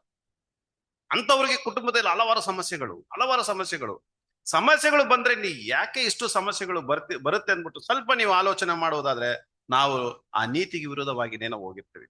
ನಮ್ಮಲ್ಲಿ ಅಸಮಾಧಾನ ಇರ್ತದೆ, ದೇವರು ಇಷ್ಟಪಟ್ಟ ರೀತಿಯಲ್ಲಿ ನಾನು ಬಾಳ್ತಾ ಇಲ್ಲ, ಅದಕ್ಕೆ ನನಗೆ ಇಷ್ಟು ಸಮಸ್ಯೆಗಳು ಬರ್ಲಿಕ್ಕೆ ಕಾರಣ ಏನು, ದೇವರು ಸೈತಾನನ ಕಳಿಸುವಾಗ ಇಷ್ಟು ಸಮಸ್ಯೆಗಳು ಬರುತ್ತೆ. ಸೊ ಇವನ್ನೆಲ್ಲ ಓದ್ಬೇಕಾದ್ರೆ ಸ್ವಾಮಿ ಹೇಳ್ತಾರೆ, ನಿಮ್ಮ ನಂಬಿಕೆನೇ ನೀವು ಬಿಟ್ಬಿಡ್ರಿ. ದೇವರಲ್ಲಿ ಇಟ್ಟಿರುವಂತ ನಂಬಿಕೆನೇ ನೀವು ಕಾಪಾಡ್ಕೊಳ್ರಿ. ನೀವು ಎಷ್ಟು ಮಟ್ಟಿಗೆ ಬೆಳೆದಿದ್ದೀರಾ, ಹಳೆ ದಿನಗಳು ಹಳೆ ಕಾಲಗಳ ನಾವು ನೆನಪಿಗೆ ತಗೊಂಡ್ ಬರ್ಬೇಕಾದ್ರೆ ಎಷ್ಟು ಮಟ್ಟಿಗೆ ದೇವರು ನಮ್ಮನ್ನು ನಡ್ಸ್ಕೊಂಡು ಬಂದಿದ್ದಾರೆ, ಆ ನಂಬಿಕೆನೇ ನೀವು ಬಿಟ್ಬಿಡ್ಬೇಡ್ರಿ. ಇನ್ನೊಂದು ನೋಡುವುದಾದ್ರೆ ನಮ್ಗೆ ಒಳ್ಳೆ ಕುರುಬನ ಸಿಕ್ಕಿದ್ದಾರೆ. ಪ್ರತಿಯೊಂದು ಸಮಯದಲ್ಲಿ ನೀವು ಮೊಣಕಲ್ ಹಾಕಿ ಪ್ರಾರ್ಥನೆ ಮಾಡ್ಬೇಕಾದ್ರೆ ಕುರುಬನ ನಮ್ಮನ್ನ ನಡೆಸುತ್ತಾರೆ. ಇನ್ನೊಂದು ವಾಗ್ದಾನ ಏನಂತ ನೋಡ್ಬೇಕಾದ್ರೆ, ಕ್ರಿಸ್ತನೊಂದಿಗೆ ನೀವು ವಾರಿಸುದಾರರಾಗಿ ನೀವು ಮಾರ್ಪಡ್ತೀರಾ, ಆ ನಂಬಿಕೆನ ನೀವು ಬಿಟ್ಟುಬೇಡ್ರಿ. ಸತ್ಯವೇದದಲ್ಲಿ ಒಂದು ಪ್ರತಿಯೊಂದು ವಾಕ್ಯಗಳಿರುವಂತ ವಾಗ್ದಾನಗಳು ನಿಮಗಾಗಿ ಕೊಡಲ್ಪಟ್ಟಿದೆ, ಅದನ್ನು ಬಿಟ್ಟು ಬಿಡಬೇಡ್ರಿ. ಅಂದ್ರೆ ಸ್ವಾಮಿ ಏನ್ ಹೇಳಕ್ಕೆ ಬರ್ತಾರೆ, ಆ ನಂಬಿಕೆ. ಸ್ವಾಮಿ ಹೇಳ್ತಾರೆ, ಕಡೆ ಕಾಲದಲ್ಲಿ ಮನುಷ್ಯ ಕುಮಾರನು ಬಂದಾಗ ಈ ಭೂಮಿಯಲ್ಲಿ ವಿಶ್ವಾಸವನ್ನು ಕಾಣೋಣ. ಎಲ್ಲ ನಂಬಿಕೆಯನ್ನು ಬಿಡುವಾಗ ಆ ನೀತಿಯನ್ನು ನಾವು ಮುಟ್ಟಕ್ಕೆ ಅವಕಾಶ ಇಲ್ಲದೆ ಹೋಗ್ಬಿಡುತ್ತೆ ಪ್ರಿಯರೇ. ಇದು ನಾವು ಒಂದು ಎಚ್ಚರಿಕೆ ಆದಂತ ಒಂದು ಮಾತು ದೇವರು ನಮ್ಗೆ ಕೊಡ್ತಾರೆ. ಹಾಗಾದ್ರೆ ಪ್ರಿಯರೇ, ನಮ್ಮ ಒಂದು ಕ್ರೈಸ್ತ ಅಡಿಪಾಯ ಜೀವದಲ್ಲಿ ಯಾವ ರೀತಿ ದೇವರು ಇಷ್ಟು ಕಾಲವರೆಗೂ ನಡ್ಸ್ಕೊಂಡು ಬಂದಿದ್ದಾರೆ. ಅವಾಗೆಲ್ಲ ಇದ್ದಂತ ನಂಬಿಕೆ ಈಗ ಆತನ ದಿವಸದಲ್ಲಿ ಎಲ್ಲರಿಗೂ ಬರುತ್ತೆ. ಆ ರೌದ್ರ ದಿನದಲ್ಲಿ ಸಮಸ್ಯೆಗಳು ಎಲ್ರಿಗೂ ಬರುವಾಗ ನಂಬಿಕೆಯನ್ನು ಮಾತ್ರ ನೀವು ಬಿಡ್ಬೇಡ್ರಿ ಪ್ರಿಯರೇ, ಅದನ್ನ ಗಟ್ಟಿಯಾಗಿ ಬಿಗಿಯಾಗಿ ಹಿಡ್ಕೊಳ್ರಿ. ನಂಬಿಕೆ ಇಲ್ಲದೆ ಒಂದು ಸಹೋದರಿ ಆದ್ರೂ ಶ್ರೇಷ್ಠ ಹೋರಾಟವನ್ನು ಓಡ್ಲಿಕ್ಕೆ ಅವಕಾಶನೇ ಇಲ್ಲ ಇಂಥ ಒಂದು ಸಂಕಷ್ಟ ಕಾಲದಲ್ಲಿ. ಹಾಗಾದ್ರೆ ನಮ್ಗೆ ರಿವಾರ್ಡ್ ಹೇಗೆ ಸಿಗುತ್ತೆ, ಪ್ರತಿಫಲ ಹೇಗೆ ಸಿಗುತ್ತೆ? ಮರಣ ತನಕ ನಿಮ್ಮ ವಿಶ್ವಾಸವನ್ನು ಬಿಗಿಯಾಗಿ ಇಟ್ಟುಕೊಳ್ರಿ. ದೇವರು ವಾಗ್ದಾನ ಮಾಡಿದವನು ನಂಬಿಕಸ್ಥನು. ನಮ್ಮಲ್ಲಿ ಇರುವಂತ ವಿಶ್ವಾಸ, ನಂಬಿಕೆ, ಅದರ ಒಂದು ಪ್ರಾಮಾಣಿಕತೆ, ಅದನ್ನ ದೇವ್ರು ಏನ್ ಮಾಡ್ತಾರೆ, ಅದನ್ನ ನೋಡಿ ಅದಕ್ಕೆ ತಕ್ಕಾದಂತ ಒಂದು ಪ್ರತಿಫಲವನ್ನು ನಮಗೆ ಕೊಡ್ತಾರೆ. ಆದ್ದರಿಂದ ಕರ್ತನಲ್ಲಿ ಪ್ರೀತಿಯುಳ್ಳ ಸಹೋದರ ಎಷ್ಟೇ ಕಠಿಣವಾದಂತ ಶೋಧನೆಗಳು ಬರಲಿ, ದೇವ್ರು ನೋಡ್ತಾರೆ ಒಬ್ಬ ಸಹೋದರಿ ಎಷ್ಟು ಮಟ್ಟಿಗೆ ಅದನ್ನ ತಾಳ್ಕೊತಾರೆ. ಅದರೊಳಗೆ ಹಿಂಗೆ ಪ್ರಯಾಣ ಮಾಡ್ತಾರೆ. ಪ್ರತಿಯೊಬ್ರು ಅವರ ಒಂದು ಶಿಲುಬೆಯನ್ನು ಹೊತ್ತುಕೊಂಡು ಹೇಗೆ ಮುಂದುವರಿಸ್ತಾರೆ, ಅದಕ್ಕೆ ತಕ್ಕಾದಂತ ಒಂದು ಫಲ ಸಿಗುತ್ತೆ. ಈ ಕಷ್ಟಕರವಾದ ದಿವಸಗಳಲ್ಲಿ, ಮಹಾ ಸಂಕಷ್ಟವಾದಂತ ದಿವಸದಲ್ಲಿ, ಇದು ದೇವರ ಕೋಪ ಅಲ್ಲ ಪ್ರಿಯರೇ. ರೌದ್ರ ದಿನ ಕೋಪಗಾರರಲ್ಲ. ದೇವರ ಹೃದಯದಲ್ಲಿ ಕೋಪ ಇಲ್ಲ. ದೇವರು ವಾಕ್ಯ ಲೋಕಕ್ಕೆ ಕೊಟ್ಬಿಟ್ರು, ನಮಗೆ ತಿಳಿಸಿದ್ದಾರೆ. ಅವ್ರ ಮನಸ್ಸಾಕ್ಷಿ ವಿರುದ್ಧವಾಗಿ ಹೋಗುವಾಗ, ನಾವು ವಾಕ್ಯಕ್ಕೆ ವಿರುದ್ಧವಾಗಿ ಹೋಗುವಾಗ ಅದರ ಒಂದು ಪರಿಣಾಮ ದೇವರ ಕೋಪವಾಗಿ ಫಲ ಬಂದ್ಬಿಡುತ್ತೆ. ನಾವು ಅದನ್ನ ಇದು ದೇವರ ಕೋಪ ಅಂತ ನಾವು ತಪ್ಪಾಗಿ ತಿಳ್ಕೊಬೇಡ.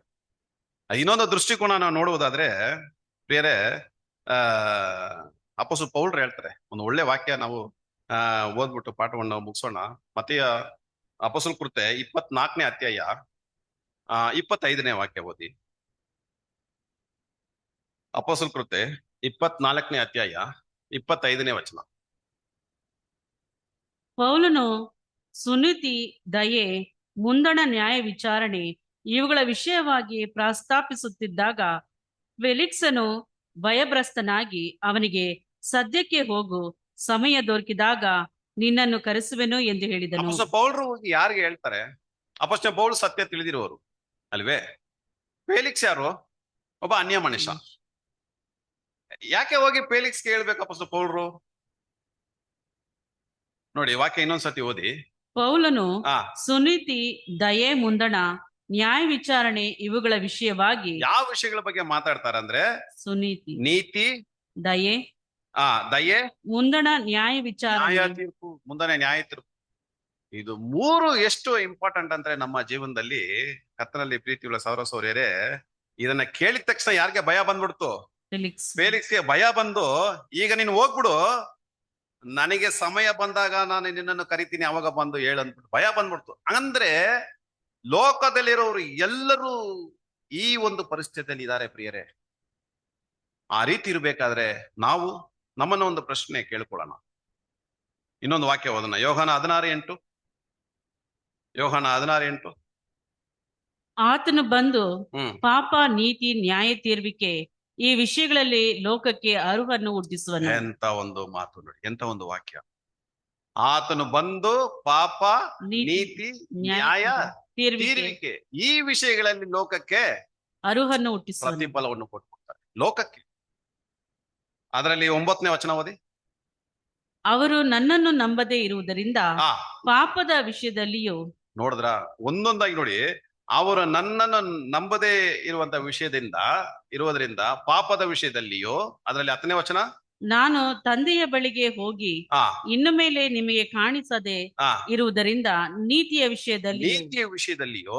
ಅದಾದ ನಂತರ 11ನೇ ವಾಕ್ಯ, ಇಹಲೋಕಾಧಿಪತಿಗೆ ನ್ಯಾಯ ತೀರ್ವಿಕೆಯಾದ್ದರಿಂದ ನ್ಯಾಯ ತೀರ್ವಿಕೆಯ ವಿಷಯದಲ್ಲಿಯೋ ಲೋಕಕ್ಕೆ ಅರುಹನ್ನು ಹುಟ್ಟಿಸುವೆನು. ಲೋಕಕ್ಕೆ ಅರಹನ್ನು ದೇವರು ಹುಟ್ಟಿಸ್ತಾರೆ.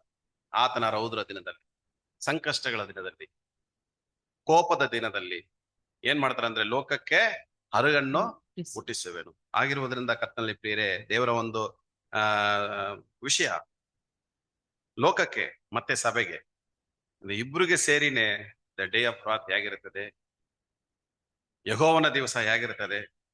ಲೋಕಕ್ಕೆ ಹೇಳ್ತಾರೆ ಸುಳ್ಳು ಹೇಳ್ಬೇಡ್ರಿ, ಹೇಳ್ತಾರೆ ದೇವ್ರ ವಾಕ್ಯ. ಕೆಟ್ಟದನ್ನು ಮಾಡ್ಬೇಡ್ರಿ, ಸಮಾಧಾನವನ್ನೇ ಹುಡುಕ್ರಿ. ಮನುಷ್ಯರು ಏನ್ ಮಾಡ್ತಾರೋ ಅದಕ್ಕಾದಂತ ಯಾವ್ದನ್ನ ಬಿತ್ತುತ್ತಾರೋ ಅದನ್ನ ಏನ್ ಮಾಡ್ತಾರ ಅವರು ಕೊಯ್ತಾರೆ. ಇವತ್ತು ಜಸ್ಟ್ ಇಮ್ಯಾಜಿನ್ ಮಾಡಿ, ನೀವು ಎಲ್ಲೇ ಹೋಗಿ, ಯಾವ ಒಂದು ಕ್ಷೇತ್ರಕ್ಕೆ ಹೋಗಿ, ಯಾವ ಒಂದು ಆಫೀಸ್ಗೆ ಹೋಗಿ, ಲಂಚ ಇಲ್ಲದೆ ಏನು ಅವ್ರಿಗೆ ಅದು ರೂಢಿ ಆಗ್ಬಿಡುತ್ತೆ. ಅವ್ರಿಗೆ ಪಾಪ ಅಂತ ಅದು ಅನ್ಸಲ್ಲ. ಅದು ಮಾಡೇ ಮಾಡ್ತಾರೆ. ಅವ್ರು ಏನ್ ಮಾಡ್ತಾರೋ ಎಷ್ಟು ಸಾಧ್ಯವಾಗುತ್ತೋ ಅಷ್ಟು ಹಣ ಸಂಪಾದನೆ ಮಾಡ್ತಾರೆ, ಗೌರವವನ್ನು ಹುಡುಕ್ತಾರೆ. ಜಗಳ ಹೋಗಿ ಗೌರವವನ್ನು ಮಾತ್ರ ಬಿಟ್ಕೊಡಲ್ಲ. ಆಮೇಲೆ ಪ್ರತಿಯೊಬ್ಬರಿಗೆ ಅಧಿಕಾರ ಬೇಕು ಲೋಕದಲ್ಲಿ. ಎಲ್ರಿಗೂ ಅವ್ರಿಗಾದಂತ ಒಂದು ಅಧಿಕಾರ, ಅದನ್ನ ಅವರು ತೋರಿಸ್ತಾರೆ. ಹೇಗಿದ್ರು ಪರವಾಗಿಲ್ಲ, ಹೇಗಾದ್ರೂ ಪರವಾಗಿಲ್ಲ, ಅದನ್ನ ಪಡ್ಕೋತಾರೆ. ಈ ತರರು ಶತ್ರು ಪರವಾಗಿಲ್ಲ, ಅವರು ಬದುಕ್ಬೇಕಂದ್ಬಿಟ್ಟು ಲೋಕದ ಒಂದು ಪರಿಸ್ಥಿತಿ, ಮನಸಾಕ್ಷಿಯನ್ನೇ ಏನ್ ಮಾಡ್ಬಿಡ್ತಾರೆ, ಅವರು ಮರೆತು ಬಿಟ್ಟಿರ್ತಾರೆ. ಅದರ ಒಂದು ಪರಿಣಾಮ ದೇವರ ಆಜ್ಞೆಗಳನ್ನು ಜನಗಳು ಹಿಂಬಾಲಿಸಲಿಲ್ಲ. ಹಾಗಾದ್ರೆ ಕರ್ತನ ಯೆಹೋವನ ದಿವಸ ಅವರಿಗೆ ದ ಡೇ ಆಫ್ ಏಂಜಲ್ಸ್, ರೌದ್ರ ದಿನವಾಗಿ ಮಾರ್ಬಿಡುತ್ತೆ. ದೇವರ ಆಜ್ಞೆ ಪ್ರಿಯರೇ, ಸ್ವಾಮಿ ಹೇಳ್ತಾರೆ ಇಸ್ರೇಲ್ ಮಕ್ಕಳಿಗೆ ಏನಂತ ಹೇಳಿದ್ರು, ನಿಮ್ಮ ಯೆಹೋವ ದೇವರನ್ನು ಸಂಪೂರ್ಣ ಹೃದಯದಿಂದಲೂ ಹೃದಯದಿಂದಲೋ ಪ್ರಾಣದಿಂದಲೋ ಆ ಬಲದಿಂದಲೂ ಪೂಜಿಸ್ಬೇಕು. ಆರಾಧಿಸಿ. ನಮಗೇನಂತ ಹೇಳ್ತಾರೆ, ಇಡೀ ಆಜ್ಞೆಗಳನ್ನ ತಗೊಂಡ್ ಬಂದು ನಿನ್ನನ್ನು ಹೇಗೆ ಪ್ರೀತಿಸ್ತೀಯೋ ಆ ರೀತಿ ನಿನ್ನ ನೆರವನನ್ನು, ನಿನ್ನಂತೆ ಇದೆಲ್ಲ ದೇವರ ನೀತಿಯಾಗಿ ಬರುವಾಗ ಆ ಪ್ರಿಯರೇ, ಇದು ಇಡೀ ಲೋಕಕ್ಕೂ ನಮಗೂ ಅದು ಬಹಳ ಒಂದು ಸಂಕಷ್ಟವಾದಂತ ದಿನವಾಗಿ ಇರುತ್ತದೆ. ನಮಗೆ ಇವತ್ ದಿನದಲ್ಲಿ ಕೊಟ್ಟಿರುವಂತ ಪಾಠದಲ್ಲಿ ಜಸ್ಟ್ ಇಮ್ಯಾಜಿನ್ ಮಾಡ್ಬೇಕಾದ್ರೆ ನಮ್ಮ ಜೀವನವನ್ನು ಇಲ್ಲಿ ಗಂಟವರೆಗೂ ಸ್ವಾಮಿ ನಡೆಸಿದ್ದಾರೆ. ಆದ್ರೆ ನಮ್ಮ ಹೃದಯದಲ್ಲಿ ಸಮಾಧಾನ, ಸಂತೋಷ, ಆನಂದ, ಇಂಥ ಒಂದು ಕಷ್ಟಕರವಾದಂತ ಕಾಲದಲ್ಲಿ ಸ್ವಾಮಿ ಹೇಗೆ ನಮ್ಮನ್ನು ಕಾಪಾಡ್ತಾರೆ, ಈ ಹಿಂದಿನವರೆಗೂ ಕಾಪಾಡ್ಕೊಂಡು ಬಂದಿದ್ದಾರೆ. ಕೊನೆಗೆ ಒಂದು ವಾಕ್ಯ ಓದೋದ್ರ ಅಪ್ಪಸ್ನ ಪೌಲ್ರು ಹೇಳ್ತಾರೆ ನೋಡಿ, ರೋಮಾಪುರದವರಿಗೆ ರೋಮಾಪುರದವರಿಗೆ ಇಲ್ಲಲ್ಲ 2 ಕೊರಿಂಥ 4:17 ಓದಿ. 2 ಕೊರಿಂಥ 4:17.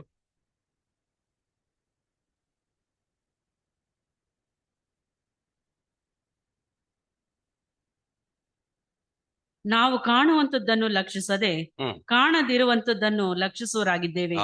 ಕಾಣುವಂತದಿರುವುದನ್ನು ನಾವೇನ್ ಮಾಡ್ಬೇಕು? ಲಕ್ಷಿಸಬೇಕು. ಅವಾಗ ನಮಗೆ ದೊಡ್ಡ ಒಂದು ನಿತ್ಯ ಒಂದು ಮಹಿಮೆ ನಮಗೆ ಸಿಗುತ್ತೆ ಪ್ರಿಯರೇ. ಸೊ ನಂಬಿಕೆ ಬಹಳ ಮುಖ್ಯ ಆಗಿರೋದ್ರಿಂದ ಇನ್ನೊಂದು ವಾಕ್ಯನ ಓದ್ಬಿಡಿ, ಜಫನ್ಯ 3ನೇ ಅಧ್ಯಾಯ 8ನೇ ವಚನ ಓದ್ಬಿಡಿ.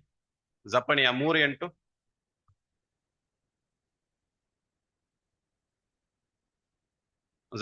ಯೆಹೋವನು ಇಂತೆನ್ನುತ್ತಾನೆ, ಹೀಗಿರಲು ನನ್ನನ್ನು ಕಾದುಕೊಂಡಿರಿ, ನಾನು ಬೇಟೆಯಾಡಲಿಕ್ಕೆ ಏಳುವ ದಿನವನ್ನು ಎದುರು ನೋಡಿರಿ. ಜನಾಂಗ ರಾಜ್ಯಗಳ ಮೇಲೆ ನನ್ನ ರೌದ್ರವನ್ನು, ಹೌದು ನನ್ನ ಉಗ್ರ ಕೋಪವನ್ನೆಲ್ಲ ಹೊಯ್ದು ಬಿಡುವುದಕ್ಕಾಗಿ ಆ ಜನಾಂಗಗಳನ್ನು ಸೇರಿಸಿ ಆ ರಾಜ್ಯಗಳನ್ನು ಕೂಡಿಸಬೇಕೆಂದು ತೀರ್ಮಾನಿಸಿಕೊಂಡಿದ್ದೇನೆ. ಕೊನೆಗೆ ನಮ್ಗೆ ಕನ್ಕ್ಲೂಷನ್ ಬರ್ಬೇಕಾದ್ರೆ ಇದನ್ನೆಲ್ಲ ನಾನು ಮಾಡುವಾಗ ನೀವು ನನಗಾಗ ಕಾದಿರಿ, ವೇಟ್ ಆನ್ ದ ಲಾರ್ಡ್ ಅಂತ ಹೇಳ್ತಾರೆ. ದೇವ್ರು ಹೇಳ್ತಾರೆ ನೀವು ನನಗಾಗ ಕಾಯಿರಿ ಅಂದ್ರೆ ನೋಡ್ಬೇಕಾದ್ರೆ ನಾವು ಎಲ್ಲಾ ವಿಷಯದಲ್ಲಿ ಎಲ್ಲದರಲ್ಲೂ ನಾವು ದೇವರನ್ನೇ ಅವಲಂಬಿಸಿರ್ಬೇಕು. ಒಂದು. ಎರಡನೇದು, ನಾವಾಗಿ ಮುಂದೆ ಹೋಗಿ ಯಾವ ಕಾರ್ಯಗಳನ್ನು ನಾವು ನಿರ್ವಹಿಸಬಾರದು. ಸತ್ಯವಾದ ವಿದ್ಯಾರ್ಥಿಗಳಿರುವಂತ ನಾವಾಗಿ ಹೋಗಿ ಮಾಡುವಾಗ ಹಲವಾರು ವಿಷಯಗಳಲ್ಲಿ ಸಿಕ್ಕಿ ಬೀಳ್ತೀವಿ.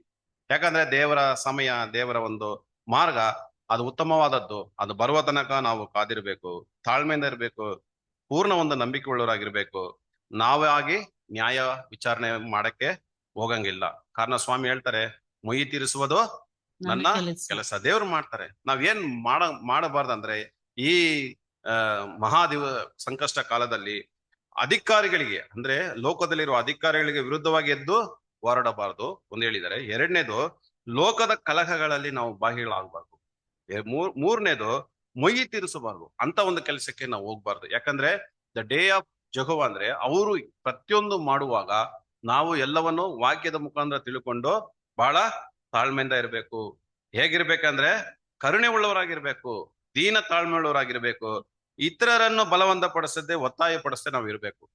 ಕೊನೆಗೆ ನೋಡ್ಬೇಕಾದ್ರೆ ನಮ್ಮ ಈ ಒಂದು ಸಂಕಷ್ಟ ಕಾಲದಲ್ಲಿ ನಮ್ಗೆಲ್ಲ ಗೊತ್ತಾಗ್ಬಿಡ್ತು ದೇವ್ರು ಮಾಡ್ತಾರೆ ಅಂದ್ಬಿಟ್ಟು. ಈಗ ನಾವೇನ್ ಮಾಡ್ಬೇಕಂದ್ರೆ ಇತರರಿಗೆ ಸಮಾಧಾನ ಕೊಡುವರಾಗಿರ್ಬೇಕು, ಇತರರಿಗೆ ಹೋಗಿ ಸಾಕ್ಷಿ ಹೇಳ್ಬೇಕು. ಯಾಕಂದ್ರೆ ಅಬ್ರಹಾಮ ಸಂತತಿ ಬಗ್ಗೆ ನಾವು ಧ್ಯಾನ ಮಾಡುವುದಾದ್ರೆ ದೇವರು ವಿಶೇಷವಾಗಿ ಯಾರನ್ನ ಆಶೀರ್ವಾದ ಮಾಡಿದ್ರು? ಇಸ್ರೇಲ್ ಜನಗಳನ್ನ ಆಶೀರ್ವಾದ ಮಾಡಿದ್ರು.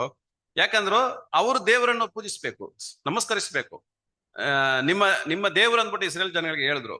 ಕೊನೆಗೆ ಇಸ್ರೇಲ್ ಮಕ್ಕಳು ಹೇಗಾದ್ರು, ಅವರ ಹೃದಯ ಹೇಗ್ ಮಾರ್ಪಟ್ಟು ಕಠಿಣ ಮಾಡ್ಕೊಂಡು ಬೊಗದೆ ಕತ್ತಿಗೆ ಉಳ್ಳ ಜನರಾಗಿ ಮಾರ್ಪಟ್ರು. ಅದರ ಒಂದು ಪರಿಣಾಮ ಏನು?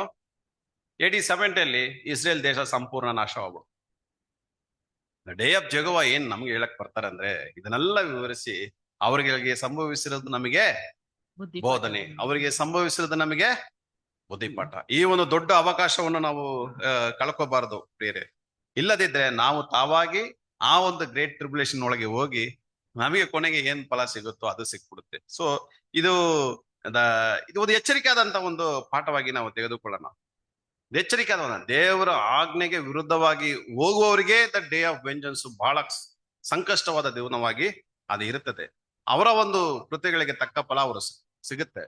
ಬಟ್ ನಮಗೆ ವಿಶೇಷವಾದ ಒಂದು ಪ್ರೀತಿ ಏನಂದ್ರೆ ಇದನ್ನೆಲ್ಲ ದೇವರು ಪ್ರವಾದನೆ ವಾಕ್ಯಗಳಲ್ಲಿ ಅಡಗಿಸಿ ಇಟ್ಟಿರುವಾಗ ಇದನ್ನ ವಿವರಿಸಿ ಹೇಳುವಾಗ ಯಾವ ಟೈಮಲ್ಲಿ ಇದೀವಿ, ಏನ್ ನಡೀತಾ ಇದೆ, ಇನ್ ಮುಂದೆ ಏನಾಗತ್ತೆ, ಇನ್ ಮುಂದೆ ಹೇಗೆ ನನ್ನನ್ನು ಸರಿಪಡಿಸ್ಕೊಳ್ಬೇಕು ಎಂಬ ಒಂದು